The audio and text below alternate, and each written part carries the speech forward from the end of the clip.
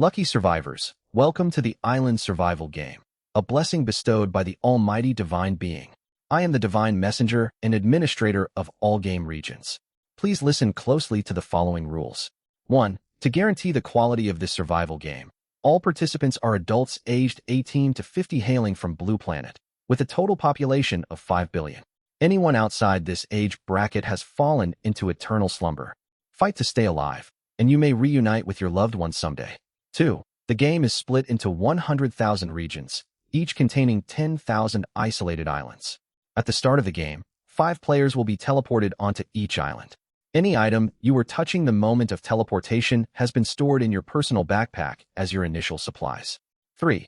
Every island carries a unique special function, which you may view once the game officially commences. 4. With a few exceptions, each island refreshes 3 treasure chests daily, filled with various survival resources. Do your utmost to locate them. 5.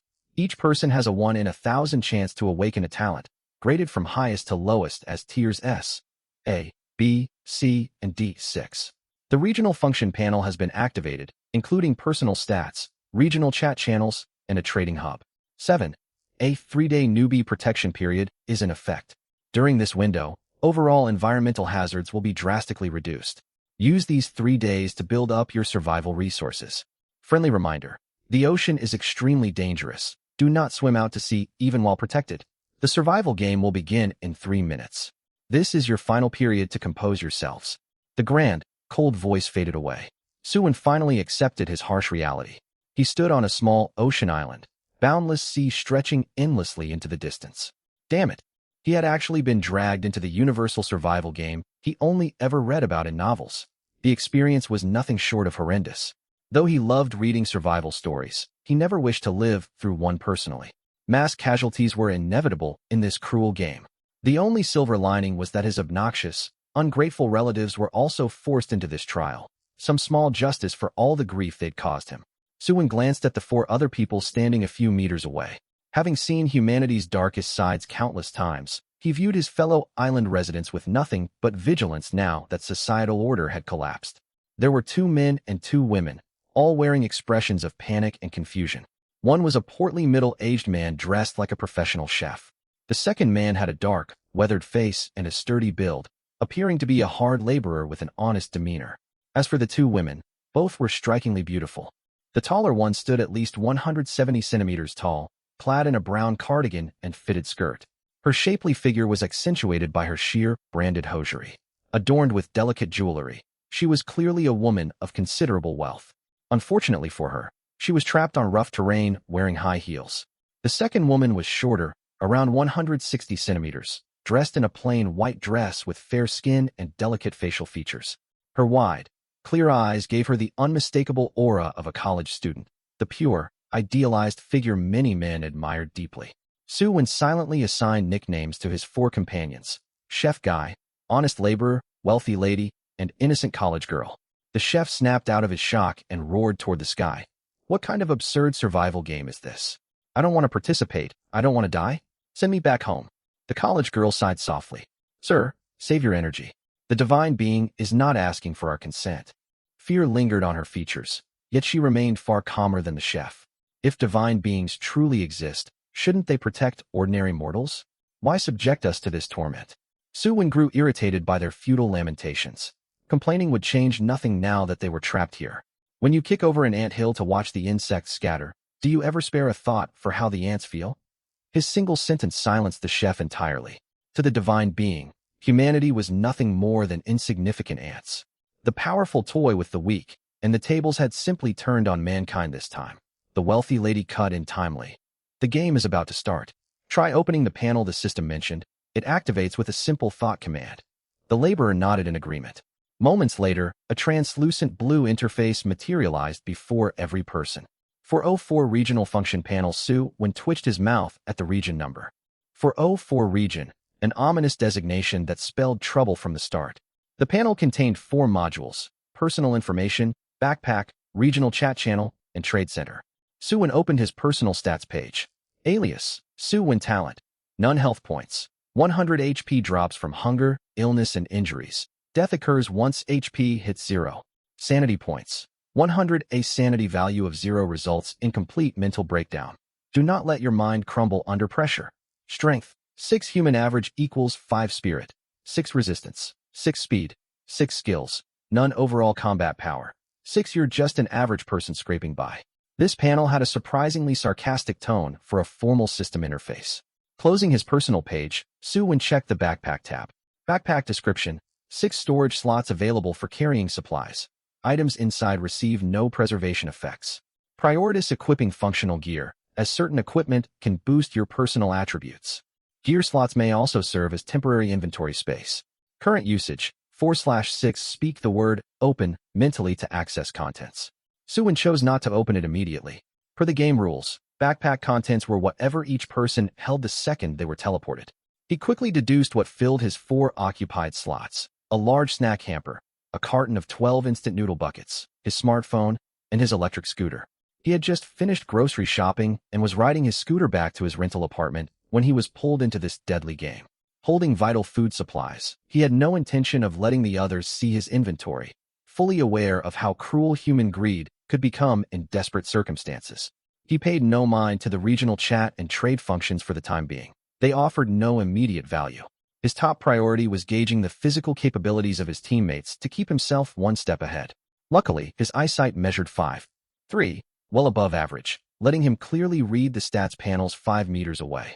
The chef possessed 7 strength, but a pitiful speed stat of only 3. He would never outrun anyone in a chase.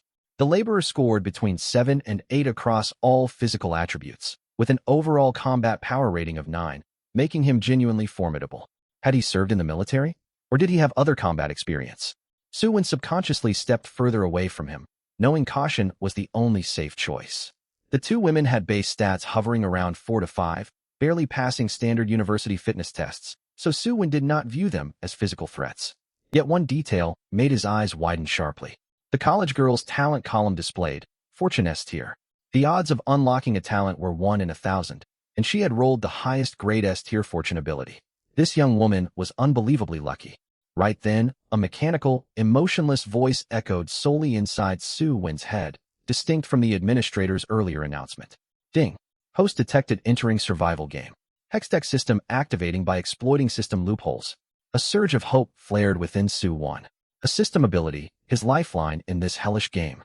He wondered if this Hextech system referenced the Hextech mechanics from the strategy game he knew. Before the system finished its loading sequence, a small flag materialized in the hands of every person on the island. Each flag dyed a unique color.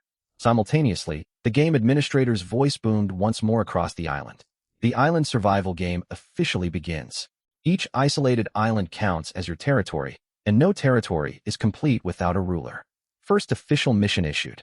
Mission name: Island Sovereignty Contest. Duration: 24 hours. Objective: a 5-color altar will emerge deep within the island. Insert your individual flags into their corresponding slots on the altar to claim partial dominion over the island. The more flags a single player inserts, the greater their territorial authority. If one person embeds all 5 flags into the altar, they will become the island lord, gaining full control over the island and the lives of all other residents trapped here. Failure condition: any uninserted flags remaining after the 24-hour timer expires will result in the island sinking, wiping all 5 players from existence. Now, begin your fierce struggle for survival and control. A towering pillar of multicolored light erupted from the island's interior after the voice faded, a dazzling spectacle Su-Wen could not bring himself to admire. He had cursed inwardly the second the mission rules were announced. He had known this survival game was designed to pit people against each other from the very start. 5 players stranded together, forced to fight over dominance with death as the penalty for failure. Su-Wen prepared to head toward the altar when a shrill scream erupted from his side. He whipped his head toward the noise, and his sanity value dropped by 20 points instantly. A spring knife jutted straight out of the chef's chest, blood pouring steadily from the wound as the light faded from his eyes. The perpetrator was the man who had appeared to be a harmless laborer. All traces of his gentle facade vanished. His face twisted into a maniacal grin as warm blood splattered across his clothes. This was no honest worker. He was a violent criminal, a deranged killer.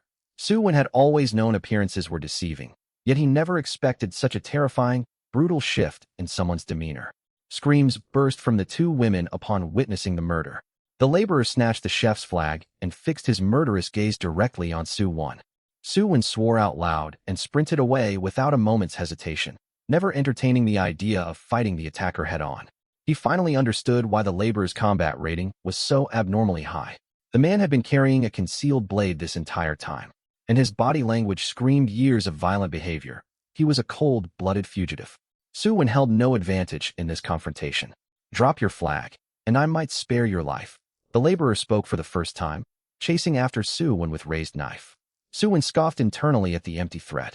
Surrendering his flag meant forfeiting any shot at island authority, leaving him with zero leverage to survive long-term. The women might retain some value to the killer as companions, while he would only be killed without hesitation. Su-Wen avoided running toward the glowing altar pillar, positioned over 2,000 meters away. Covering that much open ground would give the killer countless chances to catch up and stab him to death. Instead, he fled toward a dense thicket of trees roughly 200 meters away, with tree trunks thick enough to obscure his movements. If he could not outrun his pursuer, he would use the terrain to even the odds, a lesson rooted in basic survival logic. The laborer noticed Su-Wen's plan and glared with murderous rage. He aimed to seize full control of the island and refused to waste excessive energy chasing Su-Wen, with the two women and their flags still unclaimed targets. Fueled by adrenaline, the killer accelerated his pace, rapidly closing the gap between them. Panic surged through Su-Wen. He would never reach the tree cover at this rate. Ding! Hextech system fully loaded. This system grants the host 3 Hextech options to pick from daily, covering combat enhancements, equipment rewards, resource income, and more. Current Hextech rarity drop rates: Silver tier, 99 Gold tier, 1 Prismatic tier. 0 higher tier Hextech odds will rise the longer you survive in this survival realm. Su-Wen mentally shouted at the system to hurry, his life hanging in the balance. Ding! Host's first Hextech selection triggers a new user bonus. Guaranteed draw of the highest available Gold tier Hextech for this pick. A separate translucent screen popped up before Su-Wen, displaying 3 distinct icons without obstructing his running vision. Day 1 Hextech selection pool. 1. Sudden wealth. Gain 8 coins immediately, plus 1 additional coin every subsequent day of survival. Money meant nothing when he was moments away from being stabbed to death. This reward was utterly useless in his current crisis. 2. Mass stat boost. Raise maximum health and sanity by 10 points each, alongside a permanent +1 increase to strength, spirit, resistance, and speed. A mediocre Gold tier ability with no immediate defensive or offensive utility against an armed assailant. 3. Bloodthirst Blade. Obtain a lifesteal greatsword. Equipping this weapon grants a shield equal to 30% of your maximum health. This was the perfect choice. Su-Wen tapped the third option without hesitation. The Hextech overlay vanished the instant he selected the reward, and the lifesteal greatsword materialized inside his backpack. An immediate surge of amplified strength washed over him, the passive stat boost from the equipped weapon taking full effect. Su-Wen skidded to a halt and spun around to face his pursuer. Running was no longer necessary. If he still lost this fight with the blade in hand, his death would be nothing more than deserved carelessness. The Hextech interface remained invisible to everyone else. Seeing Su-Wen stop fleeing, the killer assumed he had exhausted his stamina and smirked cruelly. Too tired to run? Then die here. He lunged forward in 3 long strides, raising his bloodied folding knife high to strike. In response, Su-Wen summoned the great sword from his backpack into his grip. It featured a black hilt paired with a silvery blade etched with dozens of glowing crimson veins, giving off an eerie, menacing sheen. "You're the one who's going to die today." Su-Wen had no formal combat training, only working a menial entry-level internship back on Blue Planet before being teleported here. He relied purely on raw brute force to swing the heavy blade downward toward his attacker. Length was a definitive advantage in close combat. The killer's small folding knife was shorter than even the greatsword's hilt. The tide of battle had shifted completely. Shock washed over the killer's face at the sight of the massive weapon materializing out of thin air. He tried to halt his charge, yet the distance between them was far too narrow to react in time. As the blade descended, the killer instinctively lifted his injured hand to block the strike. The sword cut through flesh cleanly, severing the killer's knife-wielding right hand entirely. Before he could scream in agony, the greatsword drove through his shoulder and deep into his chest cavity. Instead of blood spraying outward from the wound, the blade absorbed all spilled blood to fuel its lifesteal property, true to its name. The killer collapsed lifelessly onto the ground, leaving the surrounding forest unnervingly quiet. Even for someone who had watched violent media, taking a human life triggered severe psychological discomfort, and Su-Wen's sanity value plummeted another 30 points. He deserved this. I had no choice but to kill him to survive. This survival game is inherently brutal by design. Su-Wen forced deep breaths and repeated the mantra to calm his trembling hands, his gaze hardening with unwavering resolve once his body steadied. Survival was his sole priority now. He collected the 2 flags the killer had seized. He discovered multiple flags could stack within a single backpack inventory slot, solving his limited storage issue. The greatsword and flags now filled all 6 of his backpack slots. After securing the flags, he picked up the discarded folding knife from beside the severed hand for an extra layer of personal safety. He turned his gaze toward the distance where the 2 women had fled and set off after them. He intended to claim full lordship over this island by any necessary means. Yi Linga, the innocent college girl, was fleeing alongside the wealthy Lady Lin Fei. The sudden brutal murder had driven the 2 terrified women to stick together. Logically, splitting up would raise at least one person's odds of reaching the altar to plant a flag safely. Yet primal fear pushed them to seek safety in numbers for mutual comfort. Yi Linga fared better physically, wearing practical running sneakers. Lin Fei faced a far worse predicament. She had been drinking coffee with friends before teleportation. Trapped on rough terrain in the high heels she wore for her social outing. She discarded the heels mid-escape, yet her thin hosiery offered zero protection against sharp stones littering the ground. Repeated stabs of pain from the jagged terrain threw off her balance, and she stumbled heavily onto the ground with a pained whimper. That caught Yi Linga's attention. "Are you all right?" Yi Linga asked in a crisp, gentle voice. Lin Fei's tone was deeper and more commanding, typical of a seasoned business executive. "My feet are badly scraped. I can't run any further." Her injuries were not sprained ankles, just raw abrasions that would heal quickly under normal circumstances on Blue Planet. But their current predicament left no room for rest. Lin Fei's sharp business mind kicked in amid the panic. "Keep running alone. Take my flag with you. Plant it at the altar to secure your safety. If you gain island authority later, you might be able to protect me." Yi Linga's face twisted with hesitation. "Go now? Our only hope rests with you," Lin Fei urged, shoving her flag into the college girl's palm. "I will come back for you." Yi Linga knew lingering would result in both of them being killed. She had barely taken her first step away when hurried footsteps echoed from behind their position. Both women paled instantly, convinced the murderous laborer had caught up to them far too quickly. Lin Fei attempted to stand and run again, only for the sharp pain in her feet to knock both her and Yi Linga to the dirt. Before the pair could scramble back to their feet, Su-Wen closed the distance and stood before them. "Hand over your flags, and I swear I will not harm either of you." Despair washed over the 2 women as they slowly turned to face the speaker. Their shock was palpable when they saw Su-Wen instead of the deranged killer. He was the youngest of their 5 original group, with a handsome facial structure. Still, neither woman felt a sense of rescue upon seeing him. Su-Wen stared coldly at them, folding knife clutched in his left hand and the eerie great sword in his right, cutting an undeniably intimidating figure. An awkward silence hung thick in the air. Su-Wen restated his demand firmly. The flags, or face the consequences. Both women possessed outstanding beauty, a detail Su-Wen would have admired freely back on their home world. Under the life or death pressure of the survival game, such aesthetic appeal meant nothing compared to his goal of becoming Island Lord. Spotting the folding knife in Su-Wen's grip, Lin Fei quickly deduced he had overpowered and killed the violent laborer. Confirming his threat was completely genuine. "We want to live," she replied without delay. No rational person would choose death when survival was still possible. Lin Fei's flag had already been taken into Yi Linga's possession, and the college girl snapped out of her frightened stupor only after Lin Fei prompted her to respond. "Here, take the flags." Yi Linga hastily pulled the flags out. "Toss them over to me," Su-Wen ordered flatly.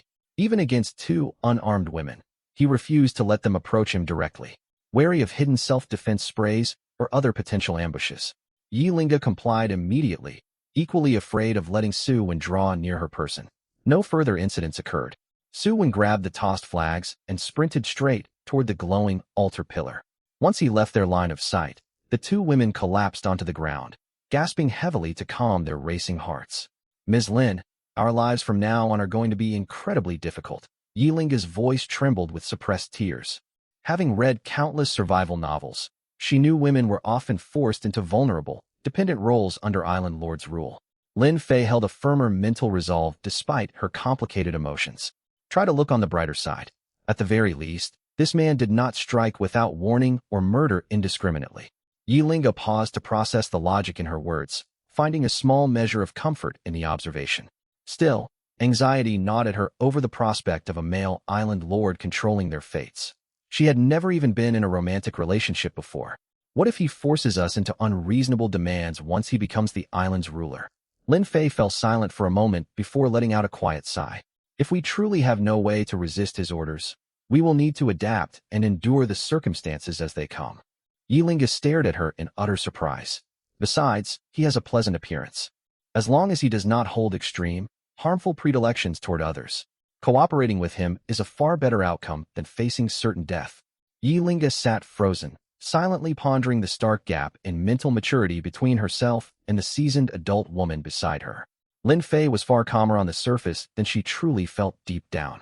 She had founded her company right after graduation, swamped with non-stop work every single day, leaving her zero time for romantic relationships with anyone. Having carved out a successful career in business, she naturally understood how to read situations and weigh her options. In her current predicament, resisting would only lead to a worse fate for herself. As for this sister who'd endured hardship alongside her, Lin Fei did not want to see her anger Su Wen someday and pay with her life. That was why she was trying to persuade her to accept reality for the time being. While the two women rested there, Su Wen went for another 10 minutes of jogging and finally laid eyes on the five-colored altar. He let out a quiet sigh of relief. The first trial was officially cleared. 5 distinct hollow slots marked the altar. Inserting a flag of the matching color would erase one hue from the towering light pillar. Once all flags were set in place, the pillar faded away completely. The altar and the flags dissolved into specks of light that streamed straight towards Su Wen. His in-game interface automatically popped open before him, and the glowing particles merged into the panel bit by bit. A brand new option materialized on the UI at once deserted island.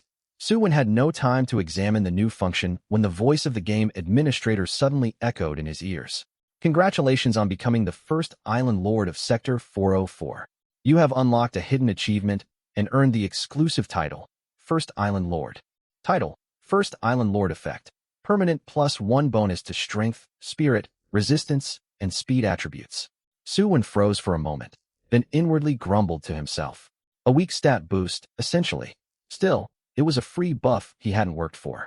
He'd never expected to be the very first player across Sector 404 to claim island lordship. Clearly, other survivors on neighboring islands were struggling badly with their own trials. Player Su Wen, would you like to announce this achievement to the entire sector? Announcement reward, 1x iron chest. No additional rewards or penalties if you decline the announcement. An iron chest? Were these the same resource chests that spawned 3 times daily across every island?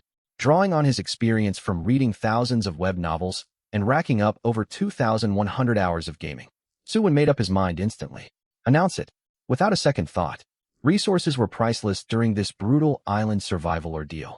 Getting a head start now would grant him lasting advantages moving forward. The odds were firmly in his favor.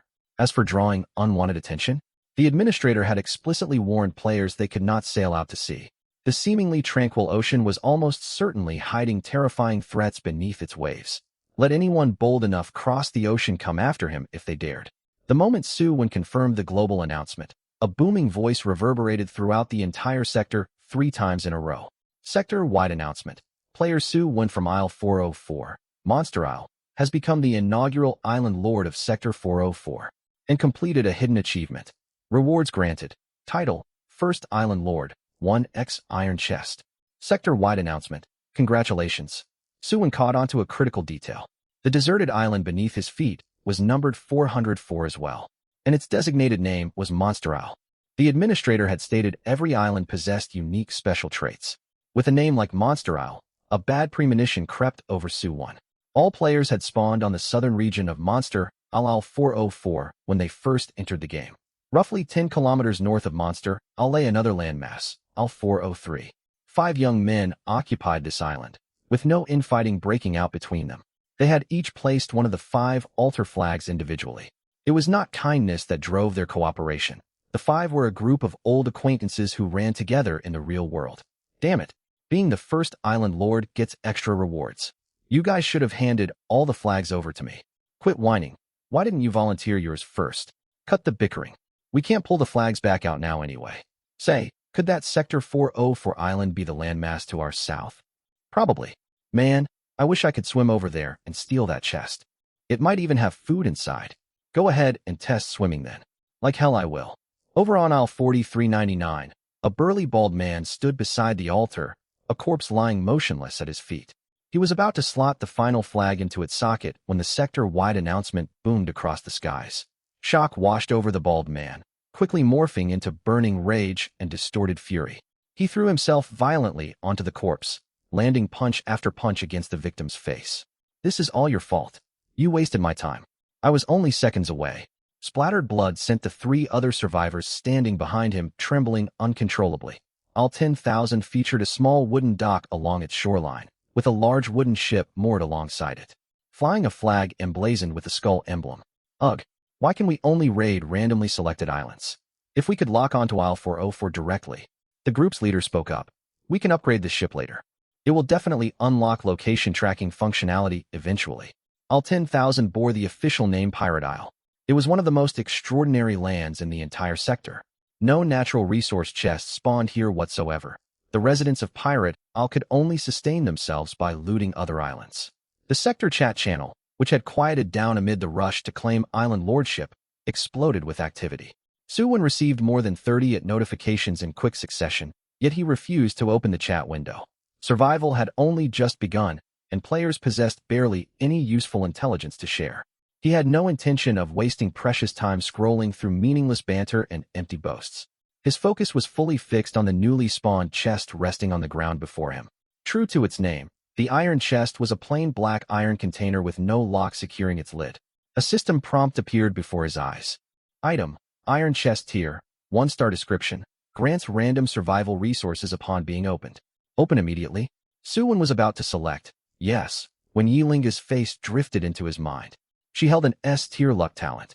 Since chest loot was randomized, would her luck stat boost the quality of his drops? He needed to test this theory. A single chest would not yield conclusive results, so he needed more samples for comparison. He also had the 3 daily resource chests to track down today. Suwon stowed the iron chest into his inventory. The 5 altar flags had been consumed upon activating the island system, freeing up an inventory slot for him.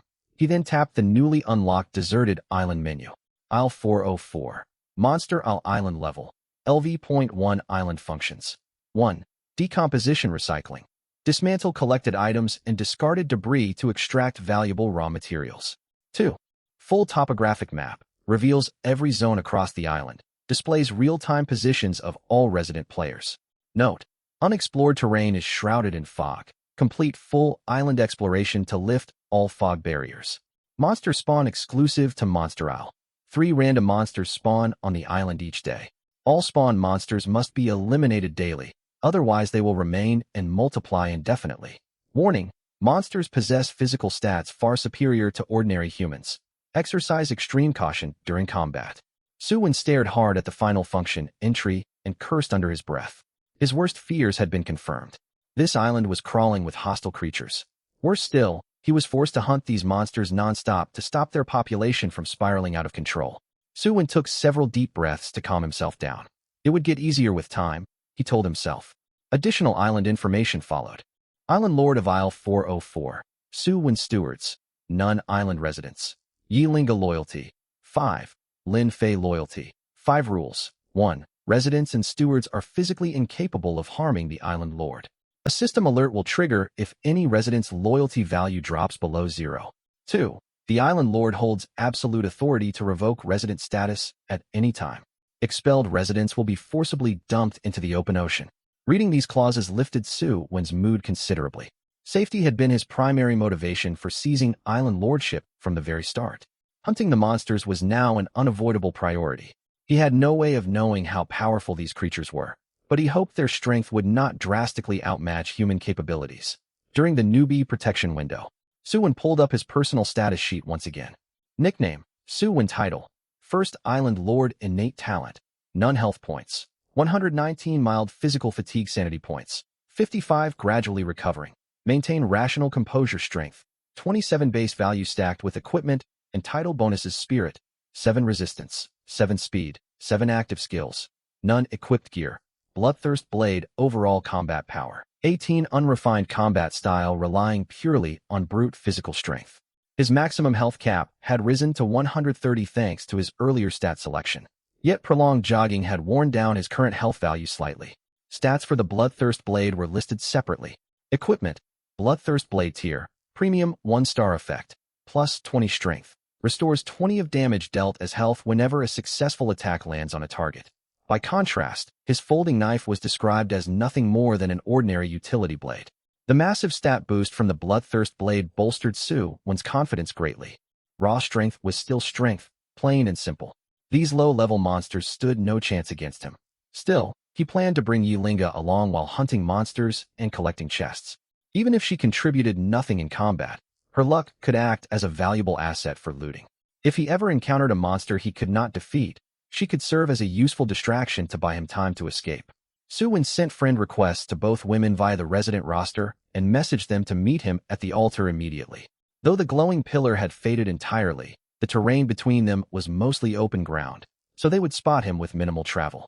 He used the waiting period to rest for a while, pulling out a pack of assorted snacks. He picked out 2 chocolate bars and a bottle of soda to replenish his drained energy. 10 minutes after he finished eating, the 2 women appeared before him. Lin Fei had slipped her high heels back on. The rough island terrain was agonizing to walk on barefoot. Fortunately, her leg pain had faded enough for her to walk slowly without stumbling again. Both Yilinga and Lin Fei swallowed hard the moment they spotted the snack bag. All humans from Earth had been abducted into this survival game around 10 o'clock in the morning. Hours of competing for altar flags had left both women severely hungry. Nevertheless, they politely refrained from begging for food and greeted him formally. Island Lord. Su Wen found the title a touch awkward to hear, but the pair appeared well-behaved with no entitled demands or unreasonable requests for his supplies.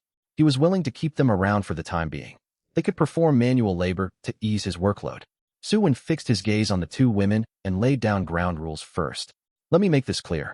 I have full authority to expel either of you into the ocean at will, and I can monitor your loyalty values in real time, currently sitting at 5 for each of you. Tension tightened across both women's faces. That said, I am not a violent person. My earlier actions were purely acts of self-defense. As long as you harbor no malicious intent toward me, keep your loyalty from falling negative, and complete assigned tasks diligently, I will not harm either of you. Relief washed over the 2 women. Their Island Lord seemed to retain basic human decency. Thank you, Island Lord. We will remain loyal to you wholeheartedly and spare no effort to fulfill any tasks you assign us. Lin Fei responded first. Yilinga quickly nodded in agreement. Exactly what she said. Their cooperative attitude was ideal for him. He had no desire to rule as a tyrant. Surviving this deadly island was his only true goal. Relax a little. Each of you may take a pack of snacks and a carton of milk to regain your strength. He offered them small rewards for their compliance, knowing workers needed sustenance to stay functional. After the 2 finished eating, Su Wen checked their loyalty meters again. Both values had climbed to roughly 10. The increase was modest, but it proved they were not ungrateful people. Snacks could not serve as long-term sustenance. However, he only had 9 bottles of soda and milk remaining in total, barely enough to last a few days at most. Locating resource chests was now an urgent priority. Su Wen briefly explained the island's core mechanics and instructed Yilinga to accompany him to explore the wilderness ahead. Yilinga looked visibly flustered. Me? Fight monsters alongside you. The term monster sounded inherently threatening, and she had never even slaughtered a chicken in her life back home. You will not be required to fight. I only need your luck talent to improve our odds of finding chest loot. His map revealed fog only covered uncharted territory, which accounted for roughly 90% of the entire island. Based on the map's scale, the island spanned nearly 1,000 acres, larger than the city zoo Su Wen had visited in his hometown. A full exploration would take a minimum of 4 hours. Tracking down 3 scattered chests across such a vast landmass would prove incredibly difficult without her luck buff. Yilinga scratched her cheek uncertainly. Her talent description only stated her luck was naturally superior to average humans, with no clear explanation of how to activate its effects. I can tag along as extra manpower if you'd like, Lin Fei volunteered. Su Wen glanced down at her high heels and shook his head. You would only slow our progress. Head over to the 2 corpses by the altar instead. Players drop all carried supplies upon death, so their belongings should be accessible nearby. Su Wen had spotted loot beside the bodies earlier, but had been too focused on securing the altar flags to collect it then.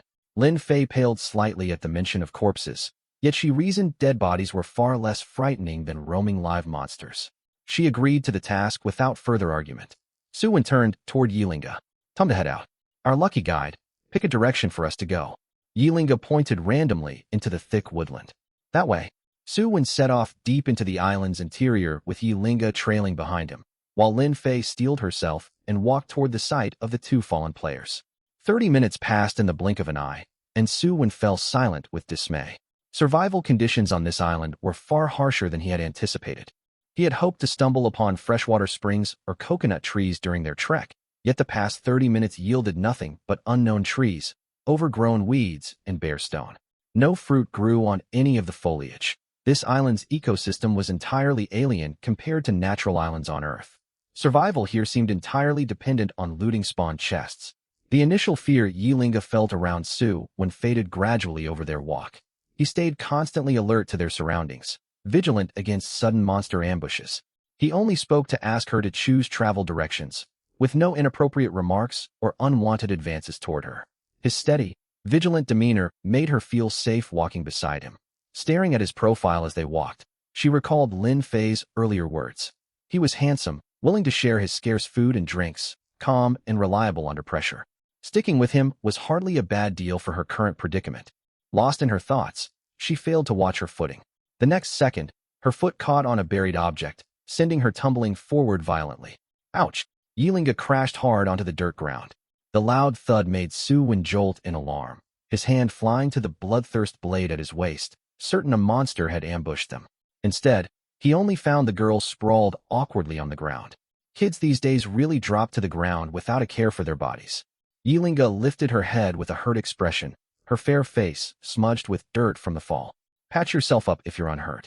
Don't expect me to come lift you up. Yilinga huffed inwardly. How could someone so good-looking have such a sharp tongue?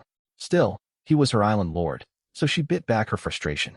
The uneven ground had tripped her unfairly anyway. She pushed herself upright and glanced down at what had caused her fall, a dark, stone-like protrusion sticking out of the soil. Wait a minute. This rock looked strangely familiar. She knelt down for a closer inspection, and excitement flared across her features instantly. Island Lord. Su Wen had already started walking onward. What is it now? Come look. I found something. Yilinga waved him over urgently. Su Wen turned back, ready to dismiss it as a plain rock, but the words died in his throat.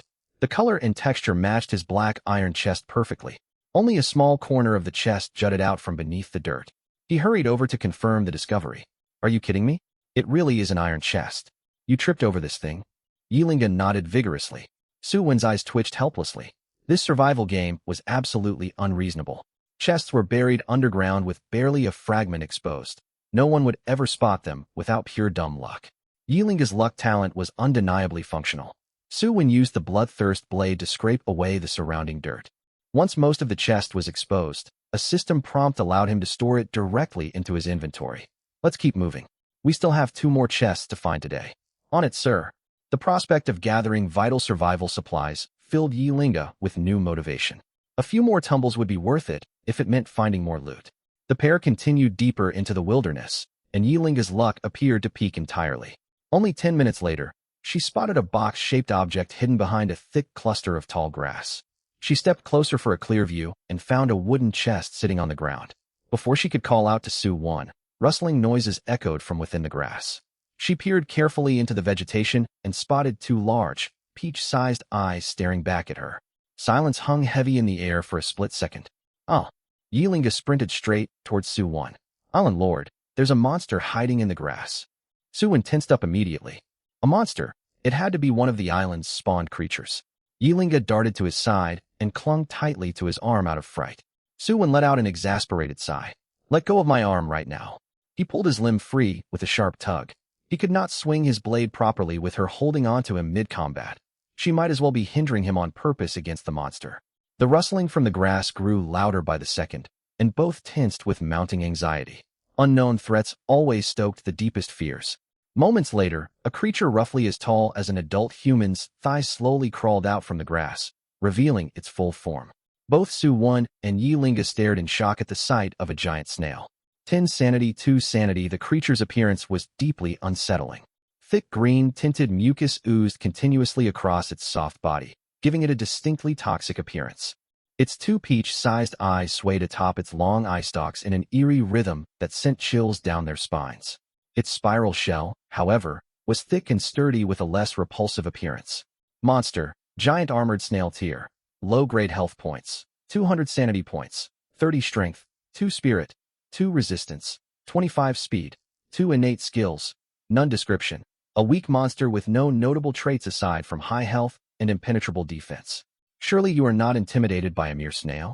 Both breathed a collective sigh of relief after reviewing its stat sheet. A speed stat of only 2? It moved no faster than a small child toddling along.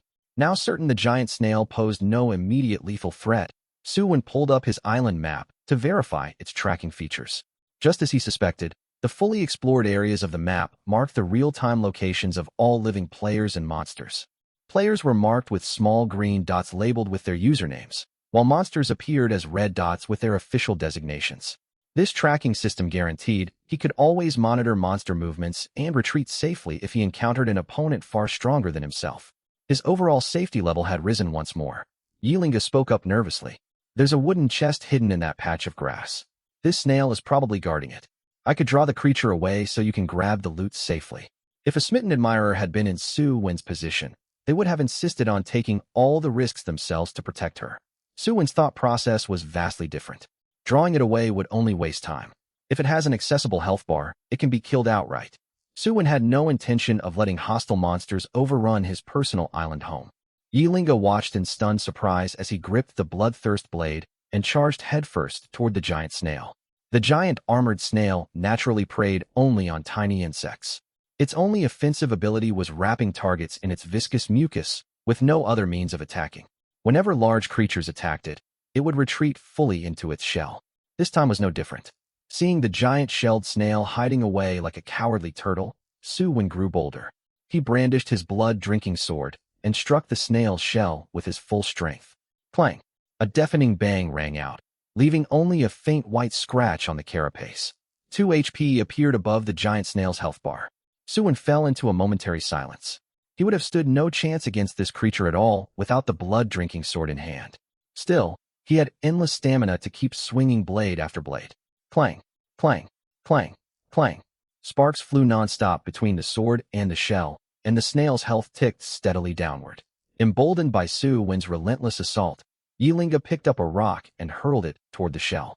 Thud 0 HP. Yilinga froze mid-motion, defeated. She decided not to embarrass herself further with useless attempts. Suwon paid no mind to her small gesture, fixated on hacking the exact same spot on the shell. Cracks spread across the carapace, and each successive slash dealt greater damage. When the giant shelled snail's health dropped below 100 points, panic finally washed over the monster. It stretched its soft body out of the shell, attempting to flee into the distance. Its sluggish movement left it no chance of escape. With the creature's vulnerable flesh exposed, Suwon seized the opening and drove his sword straight into its head. All the snail's defensive resistance originated from its hard shell. Its soft body was physically weaker than an ordinary human's flesh. Suwon's blade cut through the creature unimpeded, wiping out the last of its health in one blow. The moment the giant snail perished, the administrator's voice echoed once more. Congratulations on slaying the exotic beast. You have unlocked the regional first kill achievement against exotic creatures. Reward: 2 free attribute points. Would you like to broadcast this event to the entire server? If broadcasted. Without waiting for the rest of the prompt, Suwon cut him off sharply. Broadcast it immediately. No one would turn down extra rewards. Global announcement. Player Suwon from Isle 404 has claimed the hidden exotic beast first kill title. Rewards granted: 2 free attribute points, 1 wooden chest. Global announcement. The system repeated the notification 3 times, as it always did for critical news. A faint smirk tugged at Suwon's lips. These exotic beasts were not entirely useless after all, dropping valuable loot upon death. He allocated both newly obtained attribute points to his speed stat. His original speed value of 7 rose to 9. His gaze drifted to the wooden chest materializing before his eyes. Item: wooden chest grade. Low grade description: grants random survival supplies upon opening. Open the chest now. It seemed iron chests were far rarer treasures while wooden chests represented the lowest tier of loot containers. Just then, Yilinga trotted over carrying a second wooden chest, she had discovered hidden within the bushes earlier. Suwon now held 4 wooden chests in total. Much to his surprise, wooden chests could not be stacked alongside iron chests within the same inventory slot. Since his inventory was full, he told Yilinga to store the extra wooden chests for safekeeping. After stowing the chests away, Yilinga excitedly pulled up the regional public chat channel. I knew the announcement would stir up a huge buzz. Everyone in the channel is calling you a big shot, Island Master. Suwon glanced over at the screen. This marked his first time viewing the server-wide chat. Regional channel online users, 49,181 total capacity. 50,000, nearly 1,000 players had already lost their lives on the islands. The survival competition was far crueler than he'd imagined. Messages flooded the chat feed from the 50,000 player group, yet he slowly scrolled upward to read through previous comments. User 12 Wong Howren. Damn, it's him again. Are players on aisle 40 for this overpowered? User 798 Tong Jin. What even are exotic beasts? Where did these monsters come from? User 8848 Zhang Wei at 404 Su. When could you explain what's going on? I'm genuinely terrified right now. User 2377 Chinchin at 404 Suwon sir. Could you tell us what loot you got from the chests? I haven't found a single chest myself. User 9331 Jiangyan. Does anyone have food or water to spare? I'm starving and parched over here. User 33 Su Qing. Stay calm, everyone. Al 404 is an exotic beast zone just like mine. The island periodically spawns hostile monsters each day as a core zone mechanic. User 666 Wang Tong. That's so unfair. We never get a shot at landing the first kill. User 33 Su Qing. Care to guess why I wasn't the one to claim the first kill announcement? User 666 Wang Tong. Probably because you don't have the skill to pull it off. User 33 Su Qing. I was part of the Wild Wolf Special Forces, and my tactical combat knife couldn't even scratch these beasts. Exotic creatures vastly outmatch human combat capabilities. Any fellow survivors trapped on Beast Islands must stay constantly vigilant. User 666 Wang Tong. Suwon raised an eyebrow after reading Su Qing's message. Multiple islands were designated as exotic beast zones, not just his own. Knowing others shared his unfortunate predicament eased his frustration slightly. Island Master, you're even stronger than Special Forces operatives? Yilinga stared at Suwon with undisguised awe. Suwon put on a calm, mysterious expression. Keep a low profile about this. If Yilinga had checked the stats of his blood-drinking sword, she would not have been so shocked. The college student truly wore her pure, unguarded heart on her sleeve. Island Master, what line of work were you in back on Earth? Just a regular fresh graduate stuck in soul-crushing office labor. His thoughts drifted to his old workplace supervisor, who always manufactured excuses to dock his wages, alongside the faceless corporate executives who buried employees under endless, unreasonable company regulations. He wondered if those people had already perished on these deadly islands. Really? I assumed you worked for some top-secret government agency. Your imagination is running wild. Close the chat panel. We need to keep searching for more chests. Got it. What should we do with the snail corpse? Suwon suddenly recalled the island's material decomposition function and activated the system prompt. Available materials for decomposition: giant-shelled snail corpse ×1, human remains ×2. Confirm decomposition. Decompose. The snail's body faded away completely, leaving 2 piles of processed materials behind. Decomposition complete. Obtained: snail shell ×1, snail flesh ×1, cloth scraps ×4. Note: all unusable biological matter has been absorbed as nutrients for the island ecosystem. Suwon clicked his tongue. The cloth scraps were clearly sourced from the clothing worn by the 2 deceased men. He was relieved the system did not generate any grotesque, edible flesh from the human corpses. A private message notification popped up from his friends list the very next moment. 404 Lin Fei. Island Master, something weird just happened. The 2 bodies vanished right in front of me, leaving only their clothes behind. I think there's an exotic beast lurking near my position. Suwon let out a helpless sigh. Lin Fei was clearly panicked, barely holding back a desperate cry for help in her text. He messaged back to explain the island's decomposition mechanic and told her to collect the leftover cloth scraps. Their conversation ended with Lin Fei sending a string of ellipses in response. Suwon then examined the 2 new materials on the ground.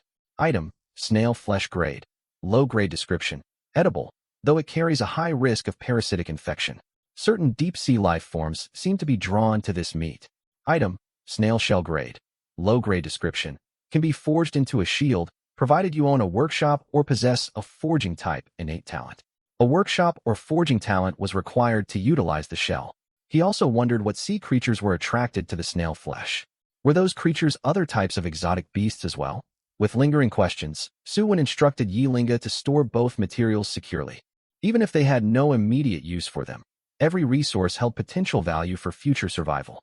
Suwon and Yilinga resumed their island exploration after that. Over the next 2 hours, Su hunted down and eliminated 2 more giant-shelled snails, bringing his total stockpile of snail meat and shells to 3 sets each. They found the final chest of the day in an unexpectedly comical fashion. Yilinga ducked behind a large tree to relieve herself and stumbled upon the container tucked inside a hollow tree trunk. Suwon could not help but shake his head in amusement. This was the power of a high-tier luck talent, finding treasure even during trivial daily moments. This last chest was another standard wooden container. 2.5 hours had passed since they began exploring the island. Roughly 1/3 of the landmass remained shrouded in impenetrable fog. However, they had dealt with all active exotic beasts and collected every visible chest for the day. With no other usable resources left to gather, Suwon saw no reason to waste further energy wandering the wilderness. The pair headed toward Lin Fei's location, quickly regrouping with the 3rd member of their small group. Lin Fei immediately reported her findings. Island Master, besides the cloth scraps, I found a mobile phone on the corpse of the unstable man. The overweight victim also had a metal cutlery case on his person. Lin Fei laid out all recovered items for Suwon to inspect. Suwon's gaze locked onto the cutlery case. Inside sat 4 complete sets of bowls, plates, and chopsticks, with a cast iron pot resting at the very bottom of the container. The supplies were incredibly practical, even if they lacked a functional way to cook food for the time being. Good work out there. Suwon turned toward Yilinga. Bring out all the chests we've collected. 3 wooden chests and 2 iron chests were laid out on the ground before the trio. All 3 people felt a surge of nervous anticipation. The quality of supplies inside these containers would directly shape their living conditions moving forward. Are you ready, Linga? Yilinga set her jaw firmly and nodded. Yes. To fully test the actual potency of Yilinga's luck talent, Suwon decided to open one wooden chest himself as a baseline comparison. He had browsed the regional chat channel earlier and noticed no players had shared details on chest loot drops. Most survivors had either failed to locate chests entirely or chose to keep their obtained supplies a closely guarded secret. I'll go first. Suwon placed his hand atop the wooden chest lid and opened it. A faint dim glow emanated from within. Opened wooden chest. Rewards: 10 pieces of coarse corn buns, 5 bottles of 500 milliliters mineral water, 5 sticks of preserved mustard tuber. Suwon picked up 1 coarse corn bun and bit off a small chunk. A wave of bleak despair washed over him. Survival on this island felt utterly miserable at times. The loot quality left much to be desired. These were not the soft modern corn buns sold in supermarkets, but hard, scratchy, rough ancient-style coarse buns that were barely palatable and only useful for staving off hunger. The preserved mustard was a decent find, rich in much-needed salt with a subtle sweet undertone.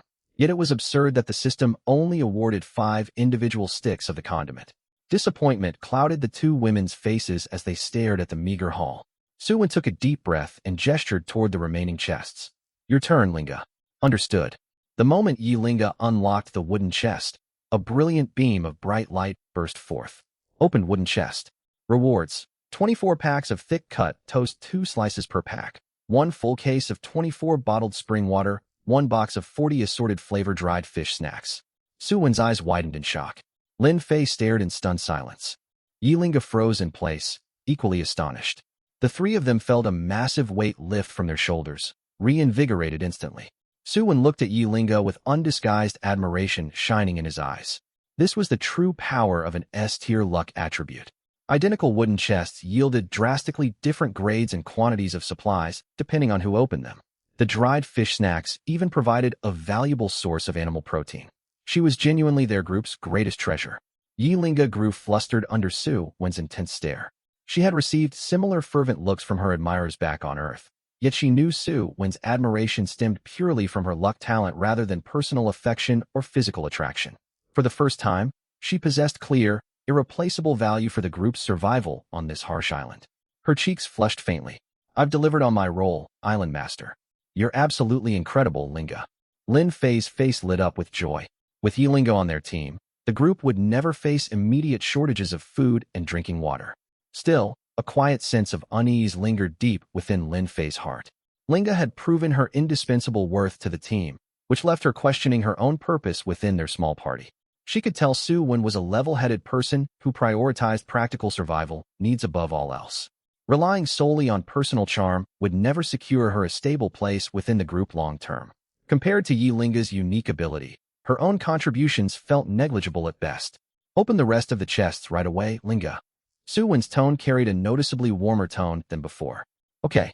Yi Linga proceeded to unlock each remaining container one by one. Opened wooden chest. Rewards. 5 premium hygiene kits. 1 bundle containing 24 rolls of toilet paper, 10 packs of sanitary pads. Each hygiene kit contained toothpaste, toothbrushes, towels, facial cleanser, and shampoo.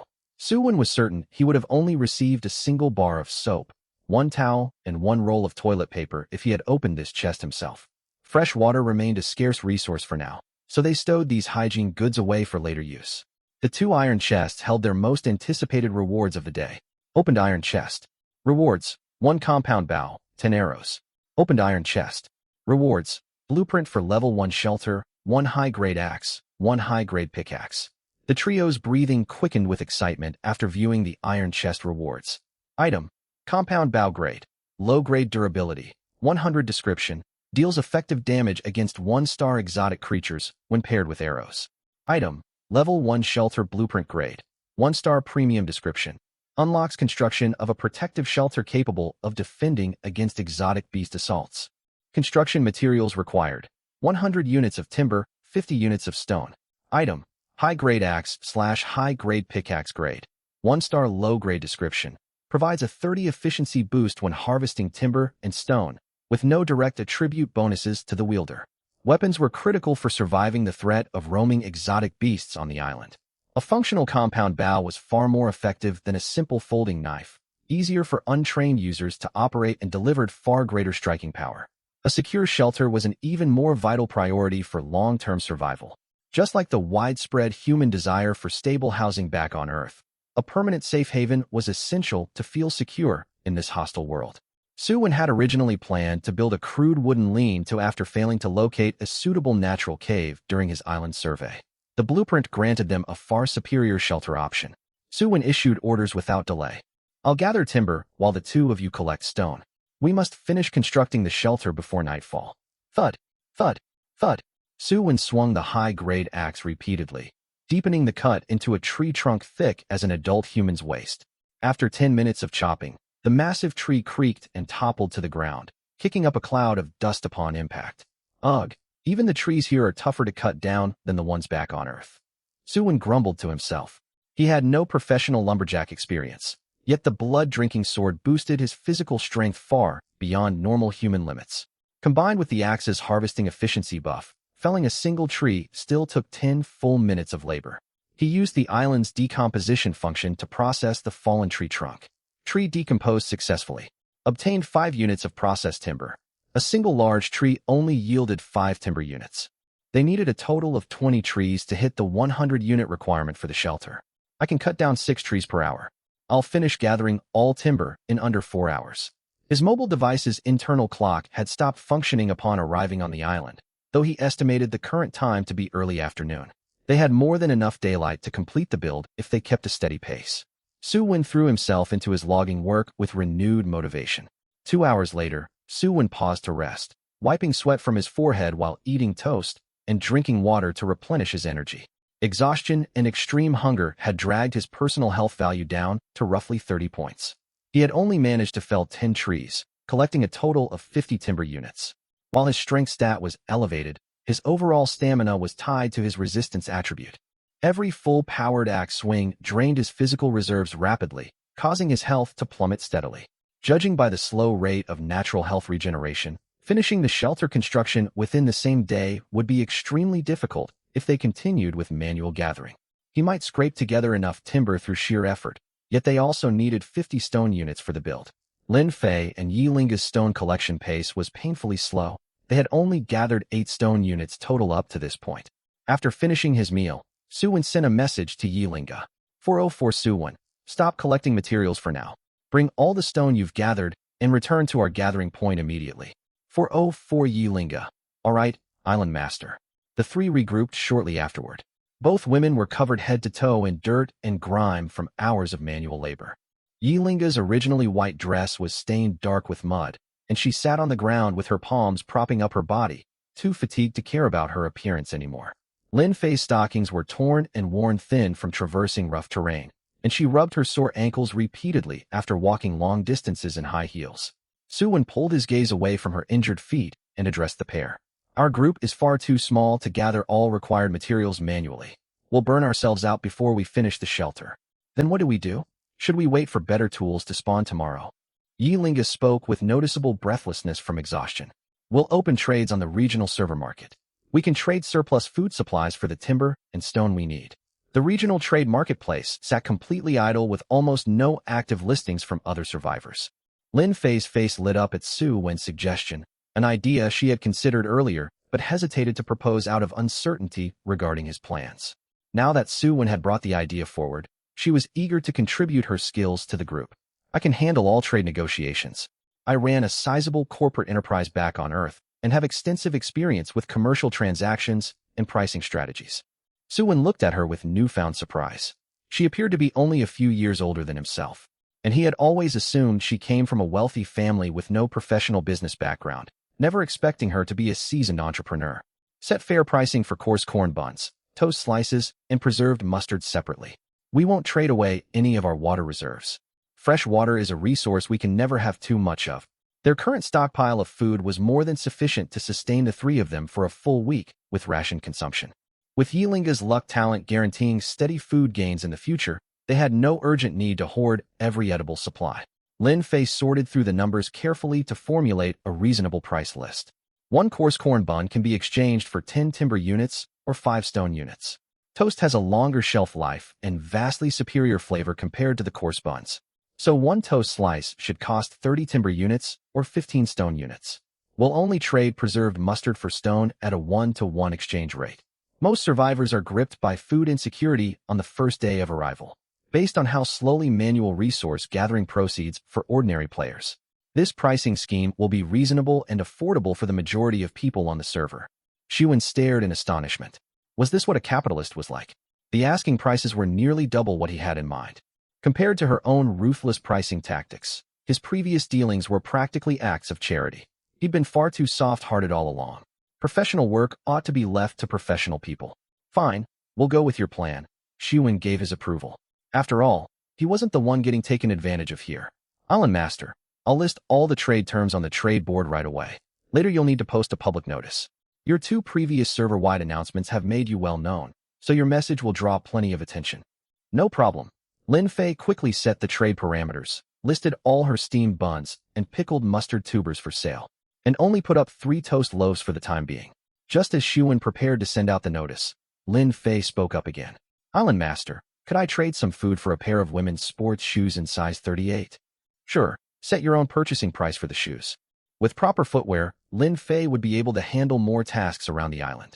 She could keep her high heels stored away for situations that required extra movement speed. Thank you, Island Master. Lin Fei looked visibly pleased. As their survival dragged on, trade demands would only keep growing, and she was fully capable of managing all these matters. Shortly afterwards, Shuan posted a message to the regional channel. 404 Shuan, urgent notice. Food in exchange for lumber and stone. All items listed on the trade board. Prices are firm with no haggling. Supplies limited to whoever acts fastest. Also seeking a pair of size 38 women's sneakers. Interested parties contact at 404 Lin Fei. Shuan repeated the message 3 times in a row. The channel fell dead silent for a split second after his message appeared, then erupted into chaos. 2543 Zhang Ting. Damn it. The big shot finally surfaced, and he's actually selling food now. 23 yuan. Sir, look over here. I'll send you photos for a serving of food. 8754 Liangji.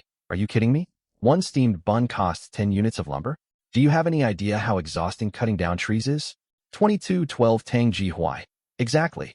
We've been starving for ages. Who has the strength left to mine stone or chop wood? Send us the food first, and we'll gather materials once we've eaten our fill. At 404 Shuan. 23 yuan. I've sent you a friend request. Please accept it. I can do more than just send photos. Video calls are fine too, or we can chat through text if you'd prefer. At 404 Shuan. 666 Wang Tung at 404 Shuan. You're incredibly selfish. So many people are going hungry, and you have surplus food. Why won't you share it with everyone? 8754 Liangji. He's right. We're all citizens of our country. We should help one another out. We're starving out here. How can you charge us for basic sustenance? 444 Tai Jingwei. Everyone refused to trade with him. He only wants lumber and stone to build himself a safe shelter. Don't let this selfish man get what he wants. 72 Lin Hong. Young man, I'm a senior manager from Qingqing City.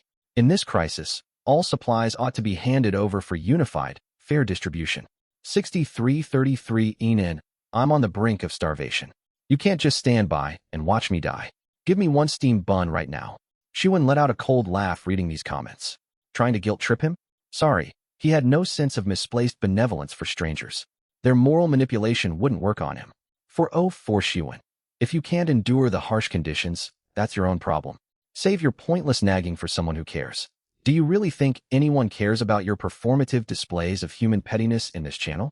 Are your brains underdeveloped? Or have you wrapped your minds in old cloth rags?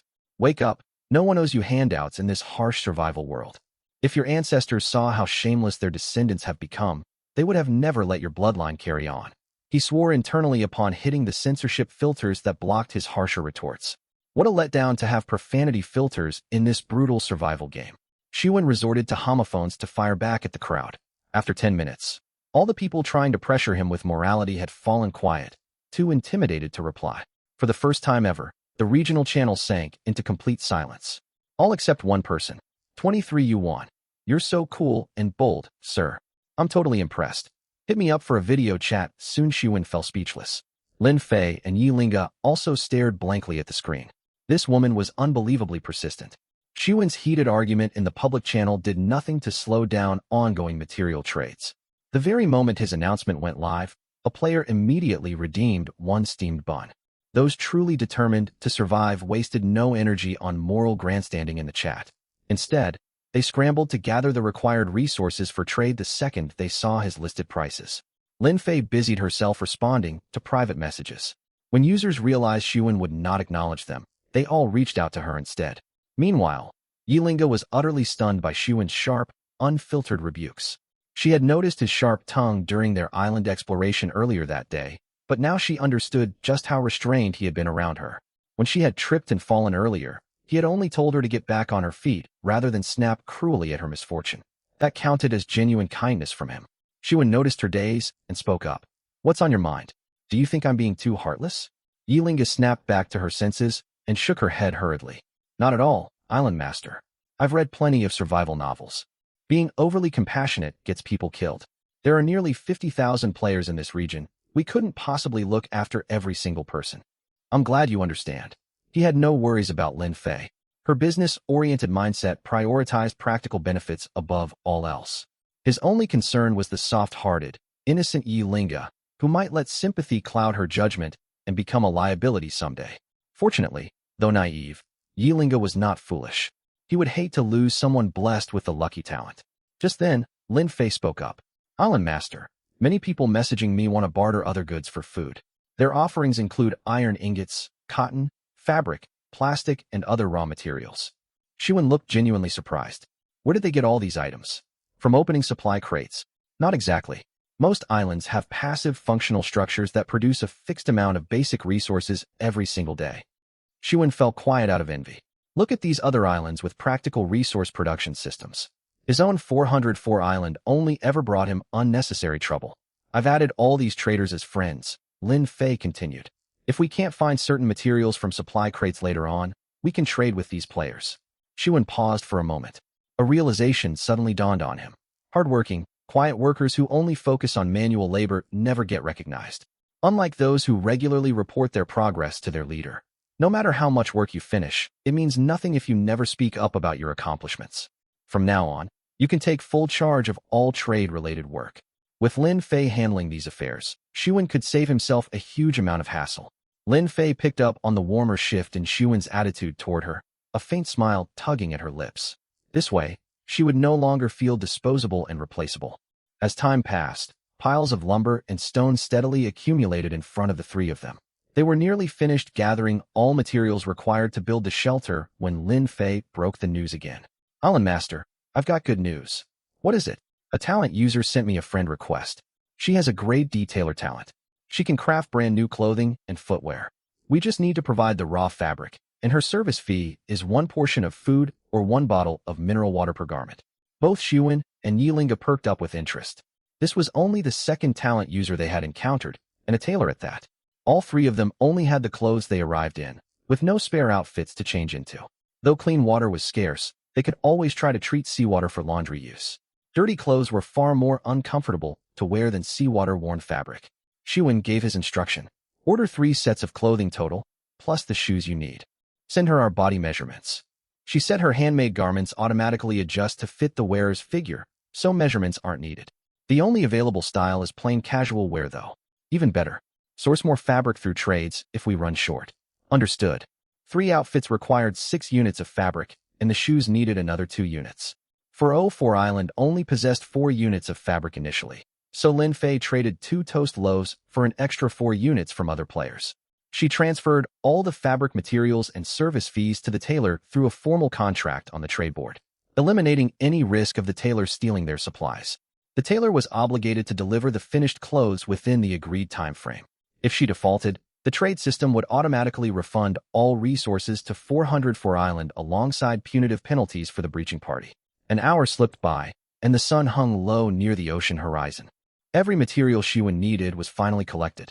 The tailor delivered 3 sets of plain gray loose casual wear, perfectly practical for daily labor on the island, in exchange for simple steamed buns, pickled vegetables, and 3 small loaves of bread. They had obtained 80 units of lumber and 70 units of stone. Xiwen pulled out the level 1 shelter blueprint. Confirm spending 100 lumber and 50 stone to construct a shelter? After Xiwen selected confirm, a map of 404 Island unfolded before their eyes. Please select a construction site. Xiwen picked the open ground right where the 3 of them stood. The terrain was flat, and it sat a safe distance away from the coastline. He had an uneasy feeling that building too close to the sea would bring unforeseen dangers later on. Most importantly, he wanted to witness the shelter materialize with his own eyes. Bright light bloomed in front of them the instant he confirmed the location, and most of their lumber and stone vanished from their inventory. In the next moment, a wooden cabin roughly 60 square meters in size materialized out of thin air. Structure, shelter level, 1 durability. 100 durability decreases when attacked by wild creatures. Repairs can be done using lumber or stone materials. Description, don't get your hopes up. This is just a shabby wooden hut. You can't expect premium construction with such limited raw materials. The 2 women fell speechless reading the system description. Upgrade requirements. Level 2 shelter blueprint. 500 lumber, 300 stone, for units of glass. They walked toward the wooden door, which Xiwen pushed open. With no windows installed yet, the interior was shrouded in deep shadow. The layout was extremely basic, a combined living room and bedroom area. The main room held only 1 wooden table and 4 stools, while the back bedroom contained a single wooden bed, crudely furnished and Spartan in every way. It looks even more bare bones than I imagined, Yilinga muttered honestly. Xiwen sighed, having never lived in such primitive lodgings before. It's still better than building a makeshift shelter out of branches ourselves. He quickly composed himself. I'll take the bed. You 2 can set up bedding on the floor. Any objections? Yilinga and Lin Fei froze for a second. They had no complaints about the arrangement. The hard wooden bed was barely more comfortable than the bare floor anyway. What surprised them was the bed itself, a full king-size double bed. They would both be sleeping on the ground while he took the bed alone. Neither dared voice the quiet thought crossing their minds that one of them could share the bed space with him. Xiwen paid no mind to their subtle reactions and issued further instructions. Gather all our food and drinking water inside before dark. Collect dry grass as well. And Lin Fei arranged to trade for extra fabric. The bed frame consisted only of bare planks. Dry grass would serve as a mattress cushion with fabric as a sheet. And floor bedding would need the same padding for warmth and comfort. After a flurry of chores, everything was finally settled. The bedroom was cramped with the large wooden bed occupying nearly all the space. So the 2 women laid their makeshift floor mats in the living room area. All supplies collected from supply crates that day, alongside their personal belongings, were stacked in a corner of the living room. Lin Fei stored their leftover lumber, stone, and pungent sea snail meat inside her personal inventory storage space.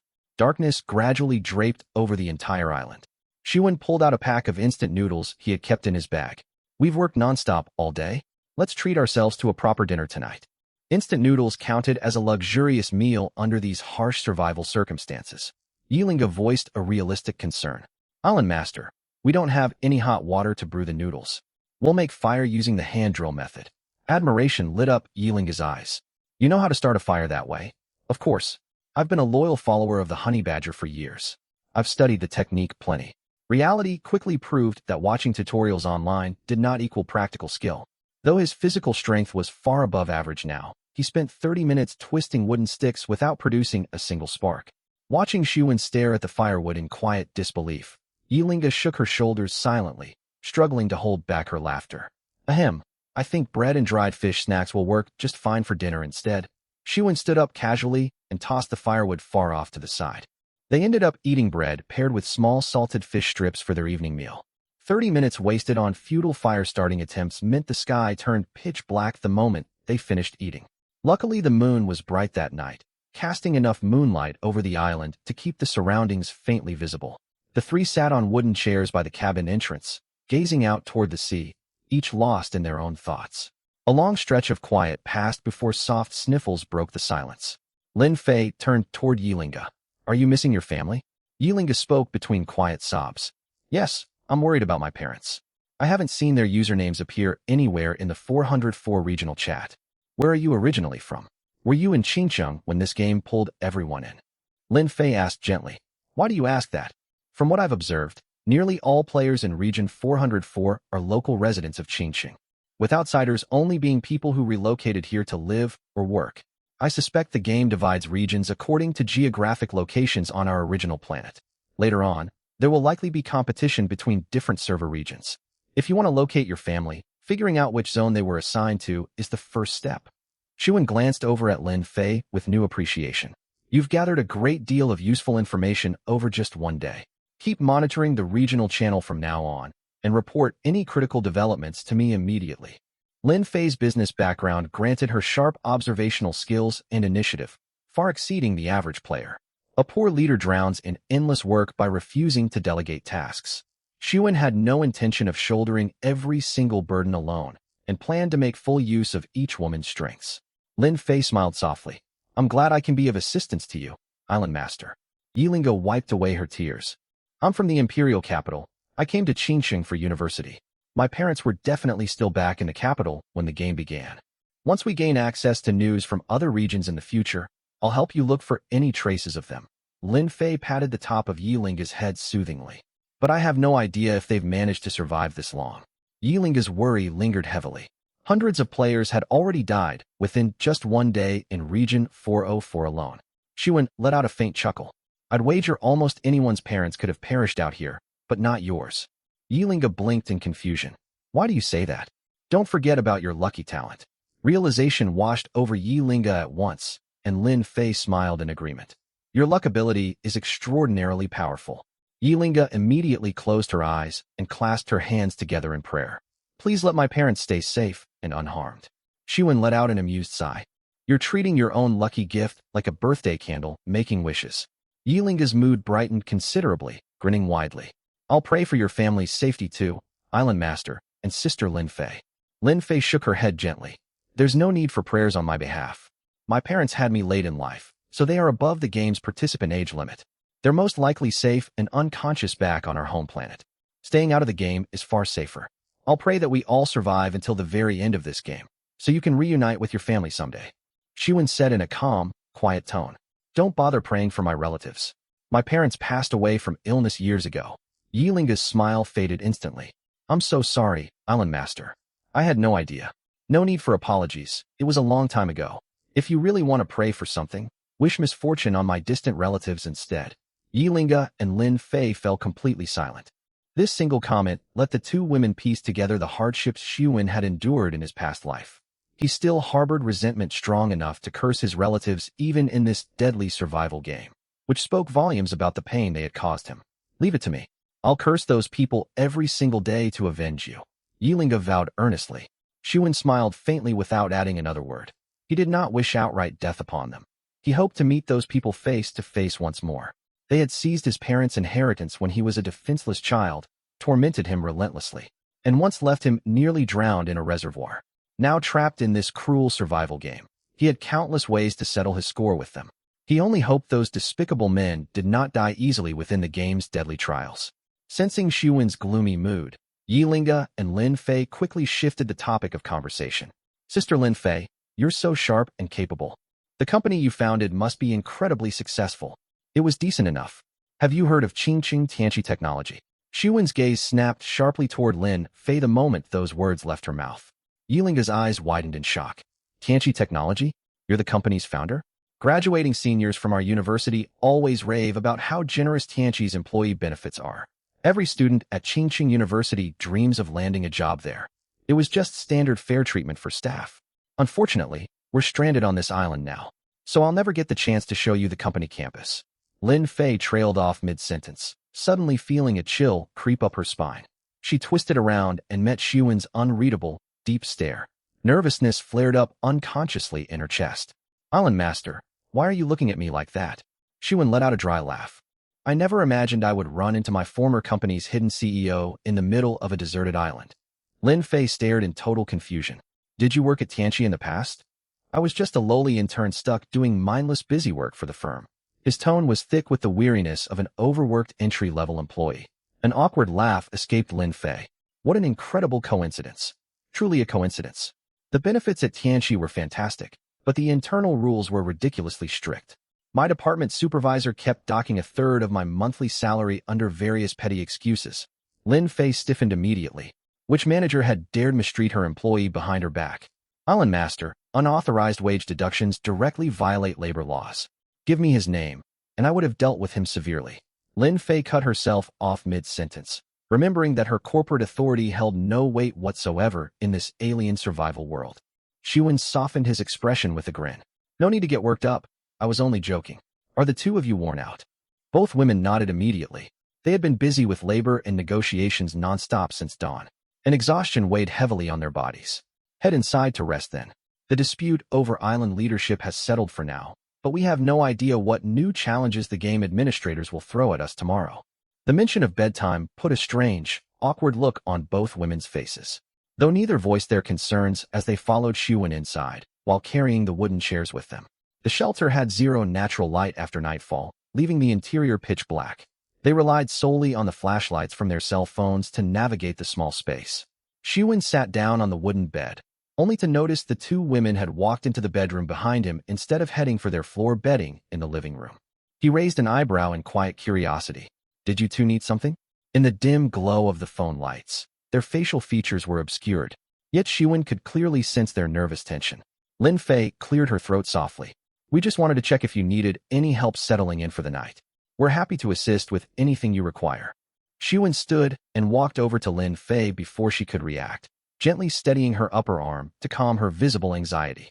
Lin Fei froze up entirely, her body rigid with nervousness at his sudden, close proximity. You're this tense just from a simple conversation? Your confident tone earlier made me think you were far more accustomed to close interactions. Xiuwen said in a low, calm voice. His warm breath brushed lightly against her cheek, scrambling Lin Fei's normally sharp, logical mind into a flustered haze.